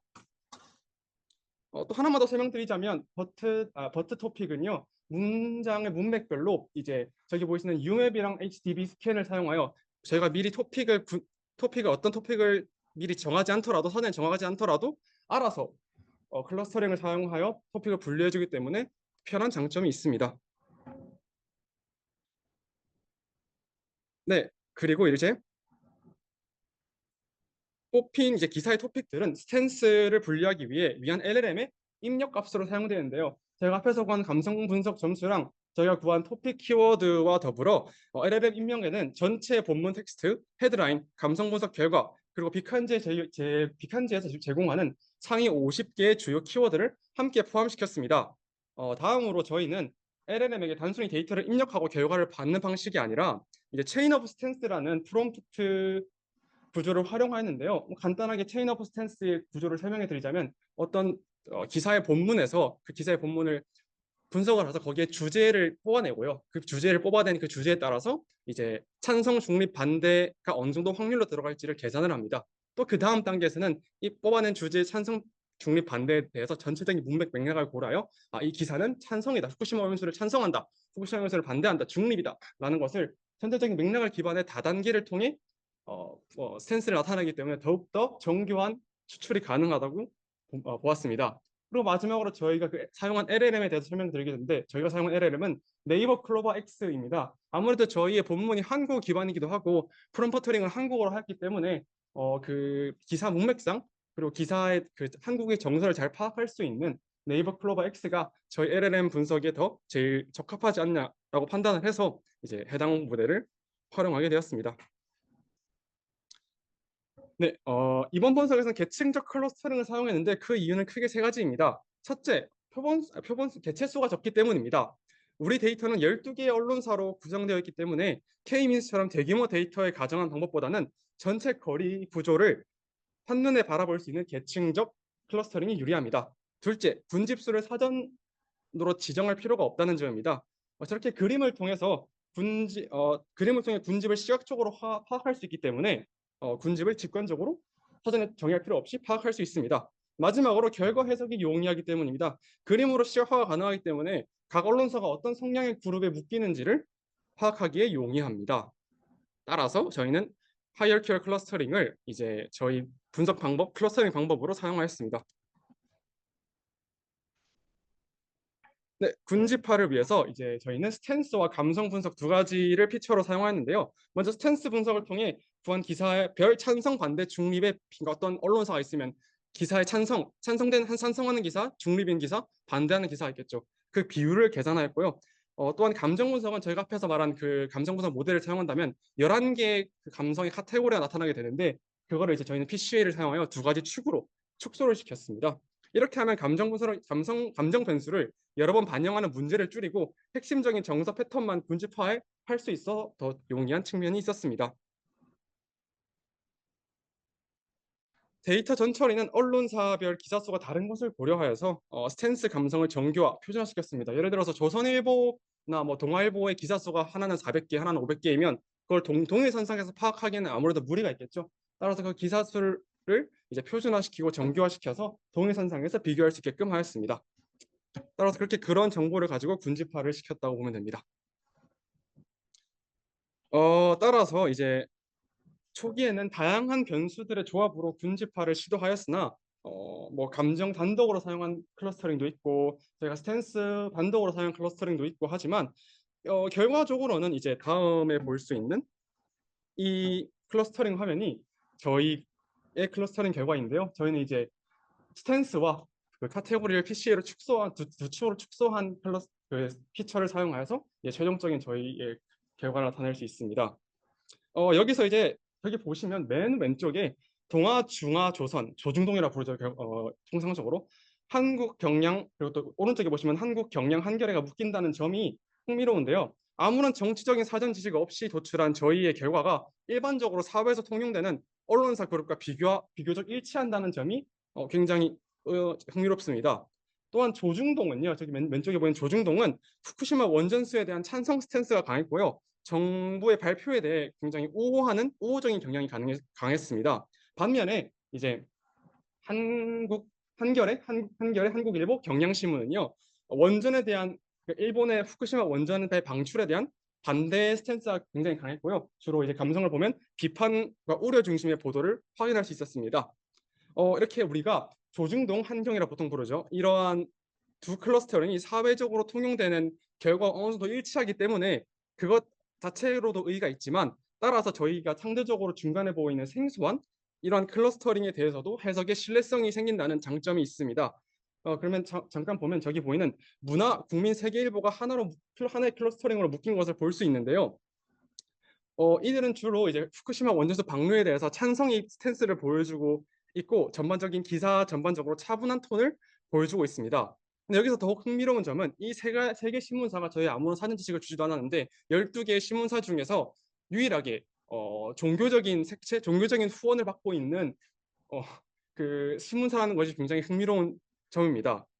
따라서 클러스터링 할 때 사실 이런 종교적인, 그러니까 문화일보, 국민일보, 세계일보 각각 이제 기독교랑 조계종의 후원을 받아서 만들어진 신문사이거든요. 따라서 그런 종교적인 어투가 그러니까 종교적인 어투가 본문에 나타나서 경향성이 어느 정도 반영되지 않았나 클러스터링에서 그러한 추측을 해봅니다. 그렇게 판단하였습니다. 그리고 내일 아시아 서울 세 번째 클러스터링에는요. 중립적인 스탠스가 후쿠시마 오염수 방류에 대한 중립적인 스탠스가 강한 것으로 나타났고 주로 이제 온건한 어투를 사용했습니다. 따라서 결과적으로는 스탠스와 감성 분석만으로도 어느 정도 이제 우리가 알고 있는 사회적인 통념과 통용될 수 있게 뉴스를 분석할 수 있었다는 점이 저희 분석의 의의입니다. 네, 그리고 구체적으로는 이제 저희가 이제 4가지 클러스터로 나누었죠. 그러면 다음 분석한 4가지 클러스터별 본문의 워드 클라우드를 살펴보았는데요. 여기서 지금 저희가 파악한 부분은 한겨레, 한국, 경향의 입장에서는 저기 중간에 1 크게 보이시나요? 1이 더 크게 나오고 맨 왼쪽 빨간 거 조중동에서는 이제 기시다를 더 빈번하게 말한 것을 볼 수 있습니다. 이는 이제 조중동은 그 후쿠시마 원전 차원의 문제를 기시다 정부로 축소시켜서 비교적 객관적으로 말하려고, 왜냐면 이제 일본 그 방류를 옹호해야 되는 입장이니까 축소시켜서 말하는 경향이 있지만 이제 한겨레 한국 경향은 그 후쿠시마 원전수를 반대해야 되는 입장이기 때문에 이제 아예 이 후쿠시마 원전수란 문제 자체를 크게 일본의 그런 주가적인 감정으로 높여서 크게 확대해서 말했다는 경향이 있을 거라고 해석하였습니다. 그리고 이제 문화 국민 세계일보 같은 경우에는 후쿠시마 문제를 이제 일본의 국가 차원으로 확장시키려는 경향이 있고, 죄송합니다. 문화 국제 세계일보랑 이제 내일 아시아 서울신문은요, 이제 수산물, 방사능의 키워드가 다른 신문사에 비해 더 압도적으로 나타나는데요. 이제 그러한 이유는 정치적인 워딩보다 조금 더 중립적이고 객관적인 워딩을 사용하려고 노력했다는 것이 돋보입니다. 네. 다음은 이제 저희의 이제 연구의 한계점인데요. 첫 번째는 후쿠시마 오염수 단일 이슈만 분석했기 때문에 이제 물론 앞에서 그 언론사들이 비교적 일반적인 경향을 따라간다고는 하지만 그래도 성급한 일반화가 될 수도 있다는 점이 문제점이고요. 이슈에 대한 모든 시기를 동일하게 반영하였는데요. 후쿠시마 오염수가 이제 어떤 때는 크게 나타나고 어떨 때는 많이 보도가 안 되고 이렇게 중요도의 차이가 존재할 수 있는데 저희는 동일선상에 파악했다는 한계점이 존재하고요. 또 사실 저희는 언론사를 큰 거에 12가지를 사용하였지만 뭐 지역사나 특히 뭐 SBS, MBC 같은 방송사를 사용하지 않았다는 것이 한계점이 될 수 있을 것 같고요. 또 데이터 수에 대비해서 피처 수가 저희가 감정 분석과 이제 스탠스 두 가지만 사용했기 때문에 피처 수가 적다는 한계점이 나타날 수 있을 것 같습니다. 그리고 그리고 감성 분석의 문맥의 한계가 있을 수 있는데요. 어쨌든 저희가 비교적 정량적인 방법을 사용하려고 노력은 하였지만 글이라는 것 자체가 이제 어쩔 수 없이 완벽하게 정량적인 분석이 어렵기 때문에 뭐 풍자나 뭐 다이어 같은 처리가 어렵다는 한계점이 존재할 수 있고요. 마지막으로는 이제 저희가 마지막으로 보여준 워드 클라우드의 한계인데요. 워드 클라우드를 통해서는 단어가 이런 게 많이 나왔다라는 걸 알 수 있지만 이제 그게 구체적으로 어떤 맥락에 쓰였는지를 활용하기 어렵다는 한계점이 있습니다. 그래서 따라서 향후 연구에서는 이런 한계점을 극복하고 한계점을 고려한 연구를 할 예정입니다. 네, 레퍼런스는 이렇고요. Q&A 받겠습니다. 네, 안녕하십니까. 저희는 건강보험 데이터와 5세대 실손보험 개편안을 기반으로 급여, 비급여 분석에 대해 발표하게 된 14기 권나연, 이건일입니다.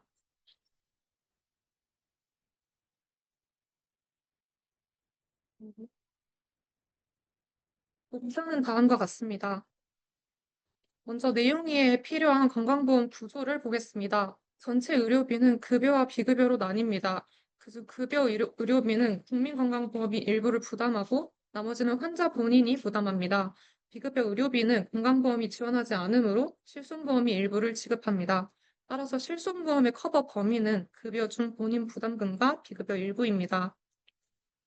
그리고 저희의 주제와 관련한 두 가지 이슈가 있습니다. 첫째, 건강보험 재정 악화입니다.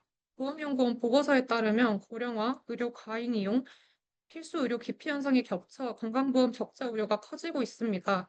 따라서 저희는 건강보험의 지속 가능성을 가늠할 필요가 있었습니다. 둘째, 실손보험의 세대 교체입니다. 5세대 상품은 경증 보장은 줄이고 중증 보장은 강화합니다.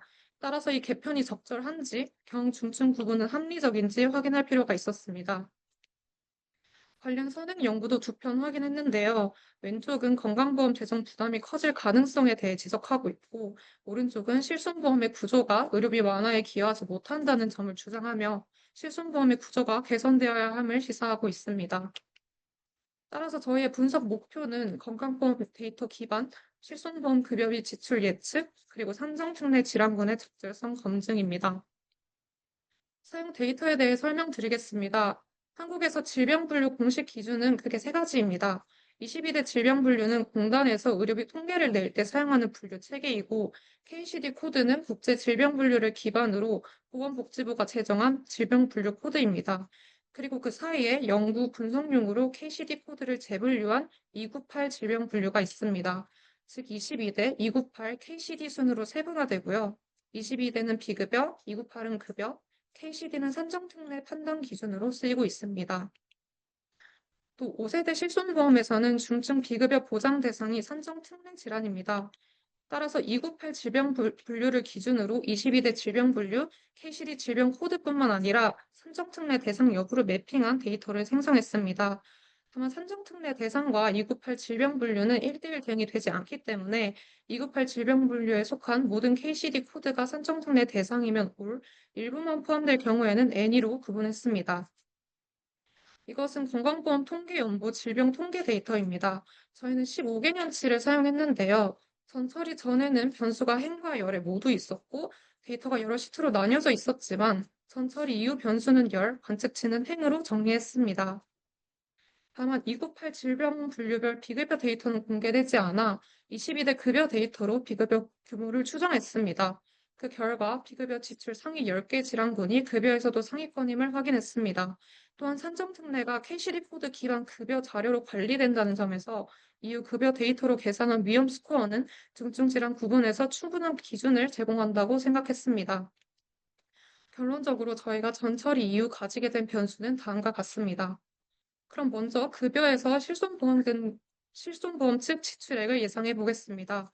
저희가 예측 과정에서 고려한 모델은 시계열 중에서도 아리마와 파운데이션 모델입니다.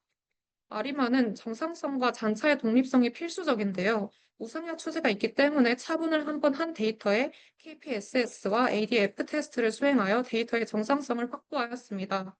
그 이후 ACF와 PCF를 고려해서 P와 Q 후보를 0부터 2까지로 설정한 다음 나오는 모든 아리마 조합 중 AIC가 최소인 모델로 적합하는 코드를 세우고 LB 테스트로 잔차 간 독립성을 확인한 후 활용하였습니다. 두 번째는 시계열 예측에서의 최신 경향이 파운데이션 모델입니다.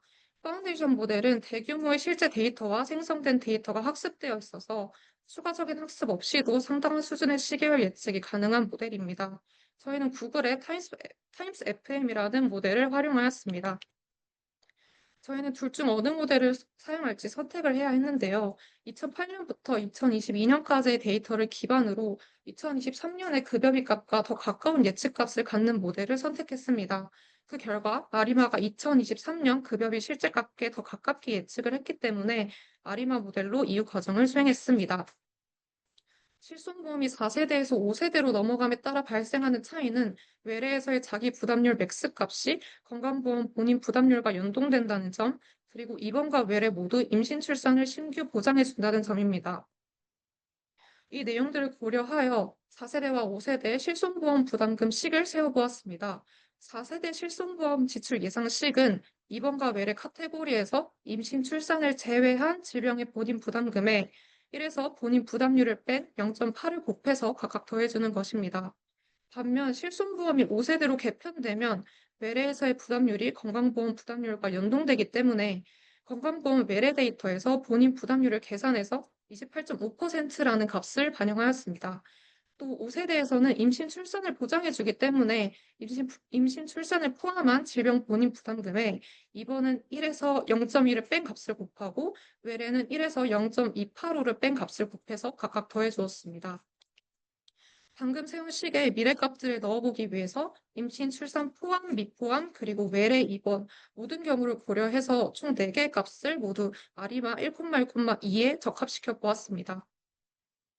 도출된 미래값을 바탕으로 4세대, 5세대 실손보험 지출액을 계산해 본 결과 5세대 개편으로 실손보험 측 지출액은 4세대에 비해 낮아졌고 시간이 흐를수록 4세대와의 차익이 커지는 것으로 나타났습니다. 즉, 5세대 개편안은 실손보험 측에서 지출하는 보험금을 세이브하는 방향이라고 이해를 할 수 있습니다. 네, 이제 두 번째 본론, 비급여에서 중증 질환 분류 타당성 검증 파트입니다. 앞서 설명드린 5세대 실손보험 개편 내용에 따라서 치료에 소요되는 비용이 큰 심각한 질병임에도 산정 특례 대상에 포함되지 않게 되면 실제 필요한 보장을 받지 못하게 되는 상황이 발생하게 됩니다. 그렇기 때문에 산정 특례 질환이 보험의 본래 목적에 따라 잘 분류되어 있는지 검증할 필요성이 대두됩니다. 그렇다면 어떠한 기준으로 검증을 할 것인가 하면 저희는 질병별 중증도와 경제적 부담 정도를 나타내는 지표를 생성했습니다.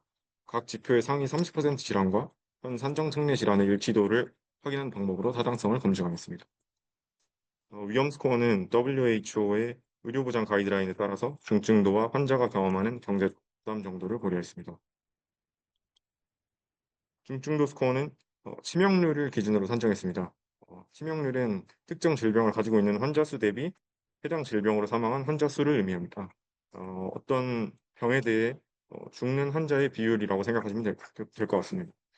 경제적 부담 스코어 변수는 건강보험 급여 의료비 데이터셋을 통해서 PCA를 진행했고 다음과 같은 변수들을 도출했습니다. 각각의 스코어에 대해서 민맥 스케일링을 진행했고 그 결과로 분석에 사용을 했습니다. 분석 결과입니다.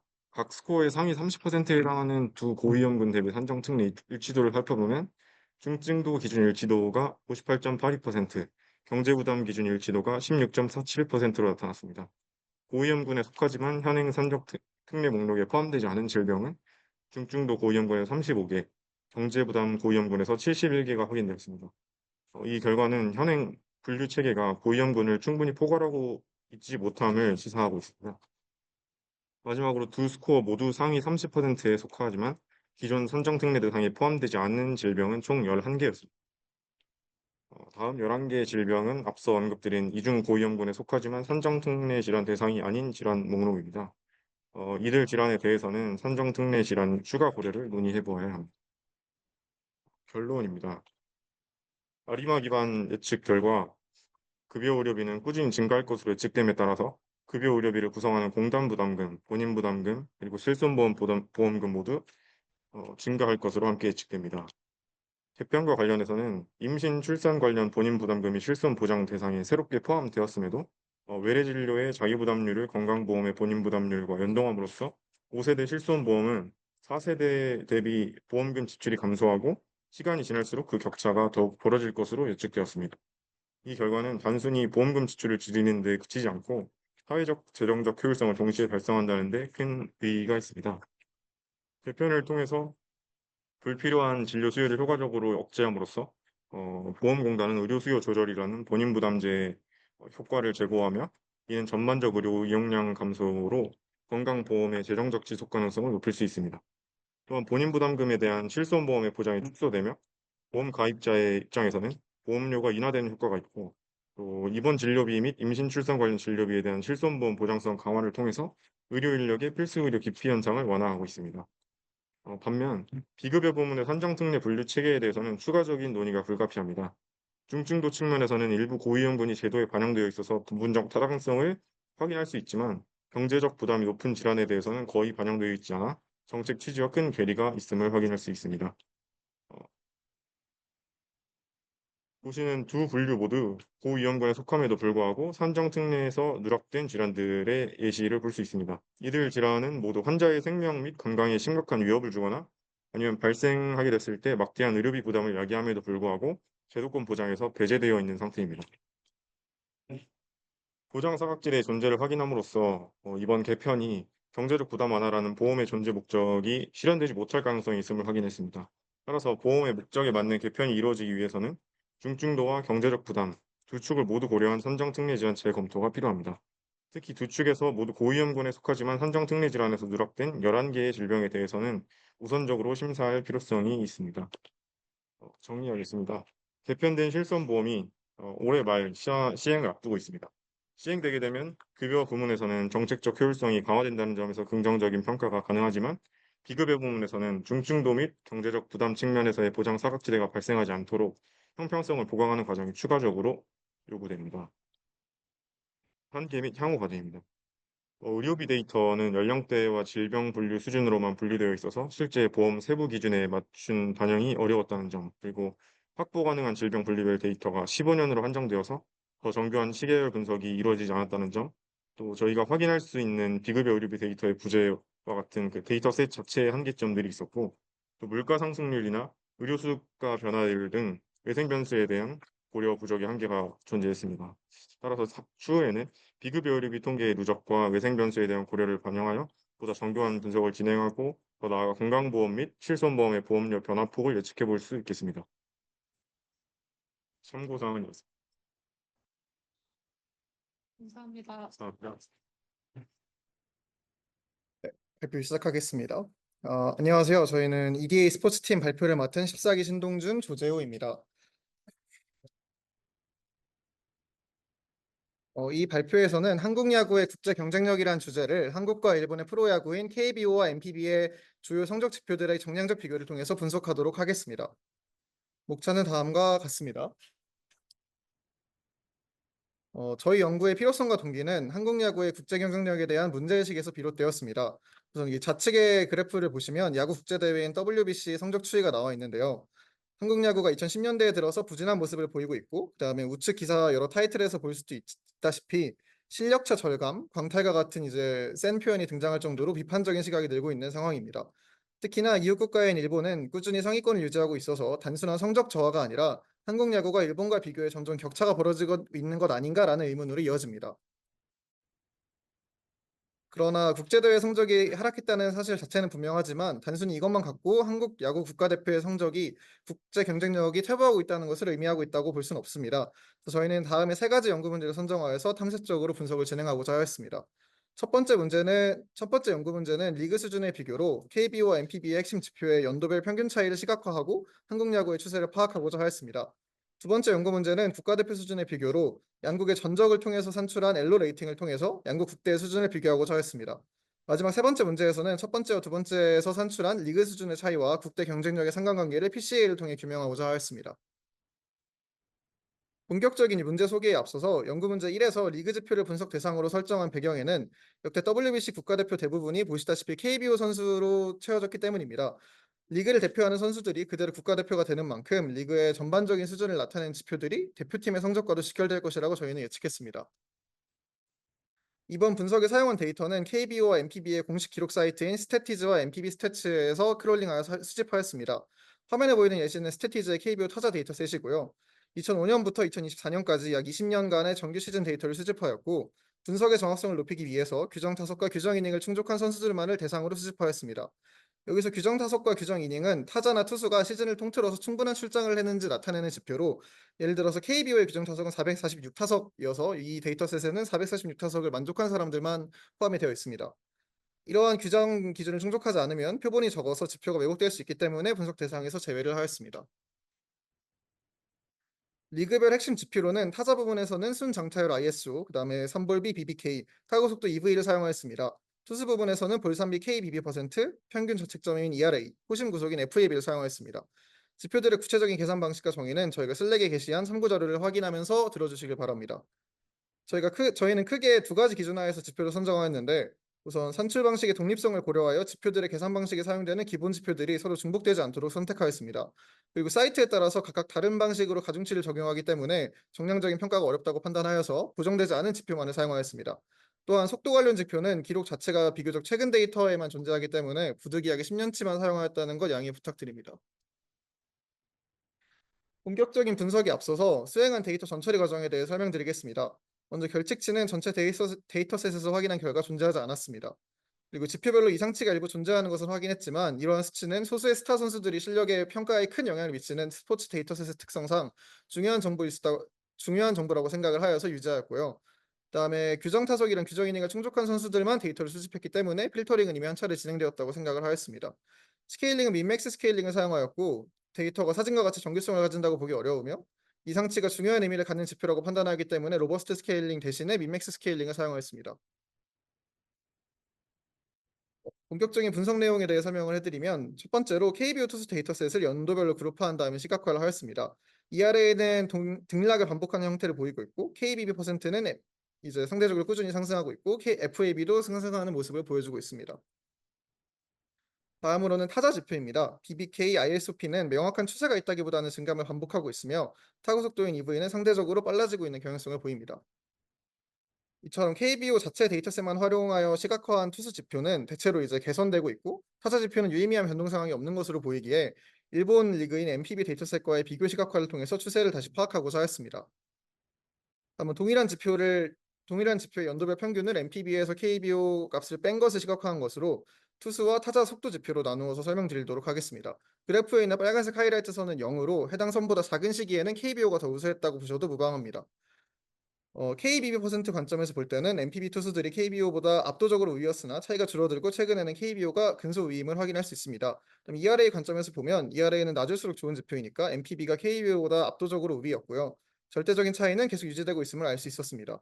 따라서 결론적으로 투수 지표에 한해서는 NPB에 비해서 이제 KBO가 기술적 역량의 격차는 줄어들고 있지만 실전 억제력의 격차는 유지되고 있다는 분석을 할 수 있었습니다. 다음은 타자 지표입니다. BBK 관점에서는 대체로 KBO가 우위였으나 ISOP 관점에서는 전반적으로 비슷하거나 해마다 달라지는 경향이 보입니다. 따라서 타자 지표에서는 KBO가 선구한 면에서 꾸준히 우세하지만 장타력과 파워의 면에서는 뚜렷한 추세가 없음을 알 수 있습니다. 마지막으로 속도 지표입니다. FAB 관점에서는 그러니까 이제 포심 관점에서는 22년도를 제외하고는 MPB가 압도적으로 우위를 점하고 있었고요. 격차의 변동폭에는 큰 추세가 없다고 판단했습니다.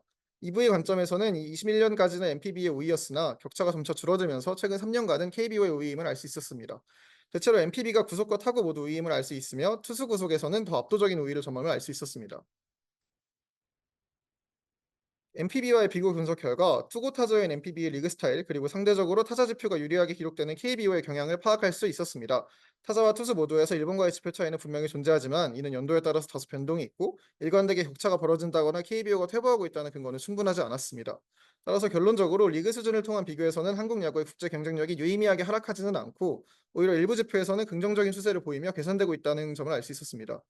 이는 국제대회 성적과 이제 여론과 상통하지 않는 흐름을 확인할 수 있어서 이제 다음 문제인 연구 문제 2에서는 저희 팀인 14기 조재훈 님께서 국가대표 간 성적 비교를 통해서 같은 주제를 설명해 주실 예정입니다.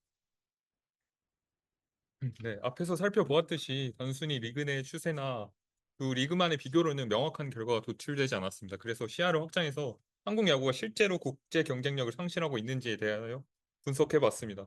이 질문에 대답하기 위해서 저희는 엘로 레이팅을 도입하게 되었는데요. 엘로는 이제 체스와 같은 1대1 게임에서 참가자들의 실력을 상대적으로 측정하고 평가하는데 사용되는 지표입니다. 두 선수의 레이팅 차이를 통해 경기에서 이길 확률을 예측하고 실제 경기 결과가 레이팅에 반영되도록 만들어진 시스템입니다.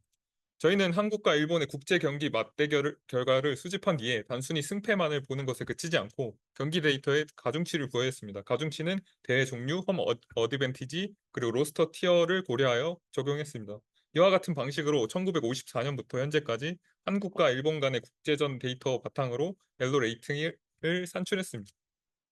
이 그래프는 한국과 일본의 엘로 레이팅 차이를 시계로 나타낸 것입니다. 이 그래프를 통해 찬란했던 2000년대 중후반에 국제전 성과로 높아진 한국의 엘로 레이팅에 무색하게 연이은 한일전 패배로 2010년대 이후로 한국이 일본에 비해 경쟁력을 꾸준히 잃고 있음을 정량적으로 확인할 수 있었습니다. WBC 랭킹 추세와 마찬가지로 국제전 성적만 놓고 보았을 때는 한국 야구의 국제 경쟁력이 하락하고 있다는 것은 분명한 사실입니다. 그렇다면 이러한 국제 경쟁력 하락이 KBO 리그 자체 수준과 직접적인 상관관계가 있을까요? 세 번째 연구 문제를 통해 이 질문에 답해 보고자 합니다. 먼저 저희는 KBO와 MPB의 리그 품질을 측정하기 위해서 주성분 분석을 활용해 리그 품질 지수를 개발했습니다. 이 지수는 앞서 선정한 6개의 핵심 지표를 통합하여 리그의 전반적인 수준을 나타내는 단일 지표이고 PCA 제1 주성분 점수를 사용했습니다.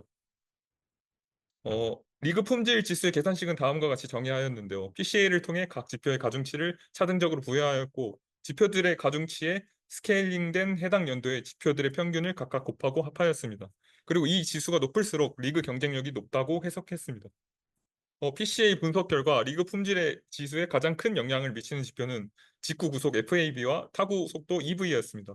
가중치의 절대값이 높아질수록 리그의 품질이 높아지고 따라서 결과를 보게 되면 리그 전반의 투구 속도와 타구 속도가 빠르고 투수들이 타자들을 더 효과적으로 억제할수록 리그 품질 지수가 높아진다고 해석할 수 있습니다. 그런데 여기서 예리하신 분들은 저희가 구한 가중치에 의문을 품으시는 분들이 계실 겁니다. 분명히 그 ISOP 순장타율과 BBK 3볼비는 지표의 수치가 클수록 타자에게 긍정적인 지표일 거고 이는 리그의 타자 수준이 높다는 것을 의미하니 가중치가 양수가 나와야 되는데 분석 결과에는 떡하니 음수가 붙어 있습니다. 이 말은 하지만 저희의 해석 결과와 함께 살펴보면 투수의 지표인 직구 구속과 그 KBB %, 볼삼비, ERA 모두 높은 가중치를 가지고 있는 것을 확인할 수 있습니다. 즉 투수들의 전반적인 구위가 향상되어서 타자를 더 효과적으로 억제하게 되어 타자 지표의 일부 하락으로 이어지는 역학관계가 형성되고 이러한 관계가 반영되어 순장타율인 ISOP와 선볼빈 BBK가 음수 가중치를 가지게 된 것입니다. 이 그래프는 지난 10년간 KBO와 MPB의 리그 품질 지수 추이를 보여줍니다. 보시는 것처럼 MPB의 리그 품질 지수는 KBO보다 꾸준히 높은 수준을 유지하고 있습니다. 평균값들 차이를 보시면 아시겠지만 이게 크게 차이가 나지 않는 것처럼 보이지만 저희가 스케일링을 진행하고 10년간의 평균 데이터라는 것을 감안하면 꽤 큰 차이가 난다고 볼 수 있습니다. 이로 인해 앞서 저희가 살펴본 KBO와의 유의미한 격차가 보였던 MPB 지표들이 그대로 리그 품질 지수에 반영하여서 10년간의 꾸준한 격차가 유지되었다고 해석할 수 있습니다. 이러한 데이터는 MPB가 KBO보다 더 빠르고 강력한 공을 던지는 투수들이 더 효과적으로 실점을 억제하는 리그였음을 보여집니다. 하지만 리그의 품질이 국제전 성적으로 곧바로 이어지는 것이 아님은 밝혀졌습니다. 이 그래프는 리그 품질 지수와 한일전 엘로 변화량의 상관관계를 3점도 분석한 결과입니다. 그나마 MPB는 KBO에 비해 미약하지만 아주 미세한 양의 상관관계 경향성을 띠고 있지만 두 리그 모두 뚜렷한 연관성은 발견되지 않았습니다. KBO의 결정계수인 R스퀘어 값이 0.04이고 MPB의 R스퀘어 값은 0.12인데 R스퀘어 값이 0.1 이하로 매우 낮아서 통계적으로 뚜렷한 관계가 없다고 해석하는 것이 타당합니다. 이는 리그 품질과 국제전 성과는 별개로 움직인다는 시사점을 제공합니다. 저희는 이처럼 리그 수준과 국제 경쟁력이 별개로 움직이는 이유를 세 가지로 분석했습니다. 첫 번째는 단기간의 무작위성이고 대부분의 야구 국제전이 단기 토너먼트 형식으로 진행되어서 당일의 컨디션이나 대진운, 예상치 못한 플레이 등 우연적인 요소가 단기전 결과에 큰 영향을 미칩니다. 두 번째는 리그 평균과 최정예 선수의 차이인데 리그 전체의 평균적인 기량 변화가 국가대표로 선발되는 최상위권 선수들의 경기력 변화와 항상 일치하지는 않습니다. 앞서 저희 분석에 따르면 MPB는 투수 부분에서 KBO에 비해 평균적으로 뛰어난 지표를 보였고 이는 MPB가 최상위권 선수뿐만이 아니라 리그 전체의 선수층이 두텁고 경쟁력이 높지만 그에 반해 KBO는 선수층이 얕아서 국가대표인 최상위권 선수들의 경기력에 문제가 생길 경우 이를 보완할 선수가 부족하여 전력이 크게 악화될 수 있습니다. 결론적으로 리그 전체의 수준 차이는 최상위권 선수들의 경쟁력 격차로 나타나며 이는 국제 경쟁력 차이를 만드는 핵심 원인입니다.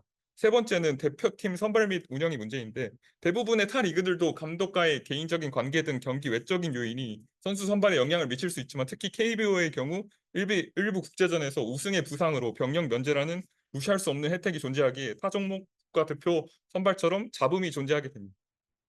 결론적으로 저희는 KBO가 MPB에 비해 지표 비교에서 약간의 격차가 있긴 하였지만 퇴보한다고 단정하기는 어려웠고 이런 리그의 경향성이 국제전에서의 성과로 이어지지 않는다는 결론을 내렸습니다. 다만 국가대표의 국제 경쟁력은 확실히 하락하고 있다는 것을 정량적으로 확인할 수 있었습니다. 이번 연구의 한계점에 대해서 되짚어보면 저희가 구속 지표 같은 경우 앞서 말씀드렸지만 15년도부터 데이터가 수집되어 지표 데이터를 15년도 이후로 사용할 수밖에 없었고 엘로 레이팅을 산출할 때에도 국제전 경기의 부족으로 충분한 표본을 확보하기 어려웠습니다. 두 번째로는 구속과 같은 파크 팩터나 구장의 구장의 구성 요소나 상대 선수의 능력치, 수비 능력 등 다른 요인이 개입받지 않는 절대 지표에 대한 데이터가 충분하지 않았다는 점이 있었습니다. 저희가 이 프로젝트를 진행하면서 참고한 문헌들이고 이상으로 발표를 마치겠습니다. 경청해 주셔서 감사합니다. 네, 저희 관광팀 발표 시작하겠습니다. 저희 팀은 관광지 리뷰와 인프라 데이터를 분석해서 관광객 유입 요인을 분석해보고자 했습니다. 발표 목차는 다음과 같습니다.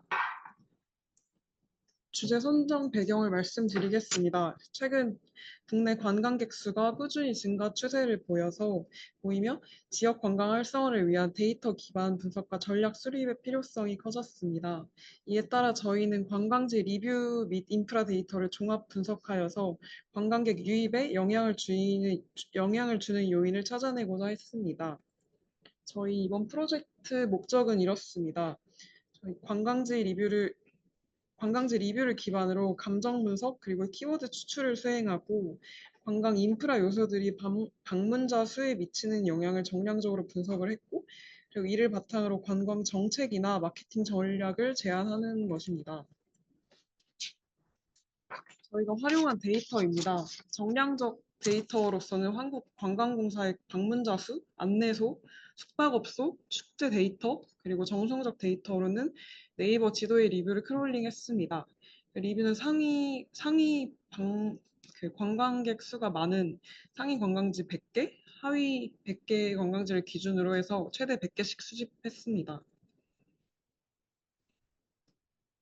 데이터 전처리 방법은 리뷰 데이터는 특수 문자를 제거했고 인프라 데이터는 폐업업소를 제거했고 그리고 위경도 데이터의 좌표계를 맞추기 위해서 변환해서 통일했습니다.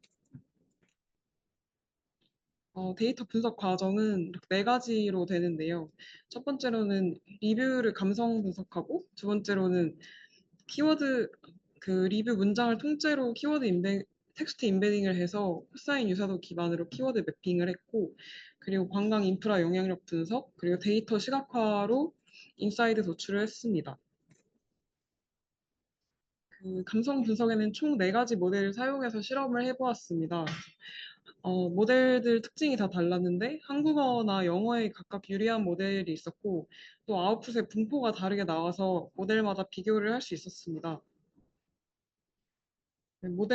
모델에 적용을 한 모델 아웃풋에 소프트맥스를 취해서 0과 1 사이의 분포로 값을 출력을 하였고, 그리고 방문자 수가 많은 상위 100군데랑 방문자 수가 가장 적은 100군데의 평균 감성 점수를 비교했습니다. 모델 간의 비교는 다음과 같습니다. 저희의 리뷰 데이터에는 벌트 베이스의 한국어 파인 튜닝이 된 모델이 가장 우수한 성능을 보였습니다. 이 모델은 특히 긍정이나 부정 점수가 극단적으로 나타나서 관광지별 차이를 구분할 수 있었습니다. 그 한국어 기반으로 파인 튜닝된 모델의 아웃풋인데요. 긍정, 부정 확률이 0이나 1로 극단적으로 판별을 할 수 있어서 그래프에 보시듯이 그 파란색 막대 그래프가 관광객 수가 많은 상위 관광지인데 1.0을 뜻하는 긍정 평가가 많음을 알 수 있었습니다. 두 번째로 영문 기반으로 파인 튜닝이 된 모델입니다.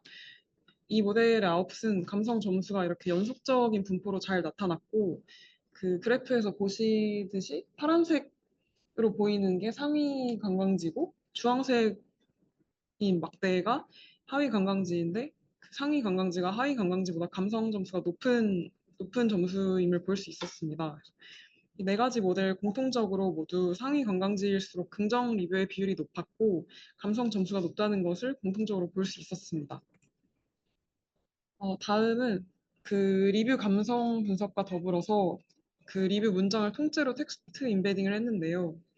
또 그 임베딩한 결과를 가지고 그거에 맞는 관광지 테마 키워드를 뽑아볼 수 있었습니다. 키워드 분석에는 총 4개의 임베딩 모델을 사용을 해보았습니다. 또 그리고 키워드로는 자연이나 음식이나 가족, 도시 야경과 같이 18개의 키워드를 먼저 사전에 정의를 했고 각 관광지 리뷰마다 코사인 시밀러리티를 먼저 계산을 했습니다. 그래서 따라서 장소마다 대표하는 상위 키워드를 추출할 수 있었습니다. 임베딩 모델 아웃풋은 다음과 같습니다. 모델을 4개를 실험을 해봤고 그 결과로는 아웃풋은 다음과 같습니다. 관광지 하나하나마다 대표하는 키워드를 이 예시처럼 추출을 할 수 있었고 그리고 도시나 가족이나 산책, 자연과 같이 관광 키워드마다 등장 빈도도 어떤 키워드가 많은지 또 추출하고 확인할 수 있었습니다. 네, 다음으로 관광 인프라 영향력 분석 결과를 보시겠습니다. 총 2가지를 수행했는데 첫 번째로 상관 분석 결과, 로그 변환 데이터를 이용한 상관 분석 결과로는 먼저 안내소와 방문객 수의 상관계수가 0.54로 가장 높은 상관관계를 보였고요. 축제와 방문자 수 간에도 0.30 정도의 유의미한 상관관계를 보였고, 그리고 저희의 첫 예상과 달리 숙박 같은 경우는 방문자 수와 거의 상관이 없음을 보여주었습니다. 그리고 두 번째로 OLS 리그레이션도 수행하였는데 여기서 R-스퀘어드가 30% 정도로 신뢰 가능한 모델임을 확인하였습니다. 결과로는 관광 안내소 수가 관광객 수에 가장 큰 영향을 미치는 요소임을 앞과 같이 확인했고요. 또한 축제는 그 관광 안내소보다는 약한 유의성을 보이지만 긍정적 영향을 미치고 또한 숙박업소는 관광객 수와 유의미한 상관성을 보이지 않기 때문에 질적 개선이 필요하다는 결론을 내릴 수 있었습니다. 그리고 데이터 시각화는 2가지로 수행을 했는데 먼저 코로플래스 맵스를 이용한 공간 데이터 시각화로는 전국 기초지자체를 기준으로 4가지 변수를 시각화하여 지역 간 비교가 가능하도록 하였습니다. 2024년 방문자 수라는 기본 데이터를 먼저 시각화를 하였고 관광지당 안내소 평균, 그리고 숙박업소 평균, 축제 개수 이렇게 3가지 인프라를 지도에 나타내 보았고 지역 간 비교를 용이하게 하고 또한 이 정책 결정 시에 유용한 자료로 사용할 수 있다는 점을 사용할 수 있다고 생각합니다. 그리고 워드 클라우드로도 시각화를 해보았는데요. 첫 번째는 TF, IDF로 명사 키워드를 추출하여 방문자 수 상하위 관광지 키워드를 워드 클라우드로 시각화하였습니다. 그래서 공통적으로 아이와 체험이라는 단어가 보이는데 아이와 체험하는 곳으로 박물관이나 미술관보다 놀이기구, 아쿠아리움, 땡땡랜드 같은 액티브한 장소가 방문자 수 상위 관광지에서 발견됨을 확인할 수 있었습니다. 그리고 두 번째로는 동사와 형용사 키워드를 추출하였는데요. 여기서 하위 키워드는 상위 키워드에 포함된 단어를 제외하고 추출하였습니다. 여기서는 이 리뷰에서는 긍정 표현보다 무섭다, 불친절하다, 비싸다, 시끄럽다와 같은 부정 표현이 하위 관광지에서 발견되었습니다. 그리고 방문자 수 상하위 관광지의 평균 감성 점수 분포도 시각화해 보았는데 먼저 파란색 부분을 보시면 상위 100곳 관광지 같은 경우 분포 중심이 0.8 부근에 뚜렷하게 몰려 있음을 보실 수 있습니다. 또한 그래프 자체가 곡선이 좁고 뾰족함을 볼 수 있는데 이는 대다수 관광지에서 평균 감성이 고르게 긍정적이라고 볼 수 있습니다. 따라서 파란색 그래프를 보면은 방문자 수가 많은 관광지는 전반적으로 꾸준히 긍정적인 경험을 제공하는 경향이 있다는 것을 알 수 있습니다. 이는 감성 편차가 적고 방문객들의 기대가 안정적으로 충족된다고 말할 수 있습니다. 반면에 그 주황색 그래프를 보시면 분포가 넓고 평평한 것을 보실 수 있습니다. 특히 0.9 이상 영역에서 탑 상위 100개 관광지보다 밀도가 높음을 확인할 수 있는데 이는 방문자 수가 적은 관광지 중 일부는 오히려 긍정적인 평가를 받고 있지만 전체적으로는 감정 점수가 상위보다 이질적으로 분포함을 알 수 있습니다. 따라서 저희가 내린 결론으로는 먼저 감성 분석 언어 모델 실험 결과에서는 관광객 방문 수가 많은 상위 관광지일수록 긍정 리뷰의 분포가 더 높게 나타나고 하위 관광지는 부정에 치우치는 경향이 뚜렷하다는 것을 발견하였습니다. 또한 여러 가지 그 4가지의 감성 분석 모델 중에서 한글 위주의 모델을 쓸수록 리뷰 감성의 상하위 관광지 차이가 극명하게 드러남을 볼 수 있었습니다. 그리고 인프라를 이용해서 상관관계를 분석했던 관광객 유입 요인으로는 긍정적인 리뷰와 안내소 접근성이 관광객 유입에 가장 큰 영향을 주는 요소임을 확인할 수 있었습니다. 따라서 가장 큰 상관계 수를 보였던 안내소의 추가 설치 및 운영 시간 확대는 관광객을 증가시키는데 영향을 줄 것으로 판단하였습니다. 또한 키워드로 여행 트렌드 또한 확인할 수 있었는데요. 도시나 가족, 산책 이렇게 상위 3개의 키워드의 리뷰 수가 절대적으로 많은 것을 확인하였습니다. 또한 야경과 축제 같은 키워드는 상대적으로 낮은 빈도로 언급되었습니다. 이를 통해서 축제나 야경 중심의 관광지보다 도시 근처의 가족과 산책 가능한 관광지가 국내 여행의 주요 트렌드라는 점을 알 수 있었습니다. 또한 아래 그래프를 보시면 관광지마다 키워드가 명확하게 있기 때문에 이를 관광지 테마 마케팅에 활용하면 방문객을 더 유치할 수 있을 거라 생각합니다. 또한 감성 점수가 0.9 이상으로 나타난 문장들에서는 보통 너무 좋았어요와 같은 극단적인 긍정 표현이 포함된 경우인데 이러한 점수가 방문자 수가 적은 관광지에 더 밀집되어 있다는 것은 숨겨진 관광지, 히든잼이라고도 하죠. 방문자 수는 적지만 경험한 사람들에게는 매우 높은 만족도를 주는 장소라는 뜻일 수 있습니다.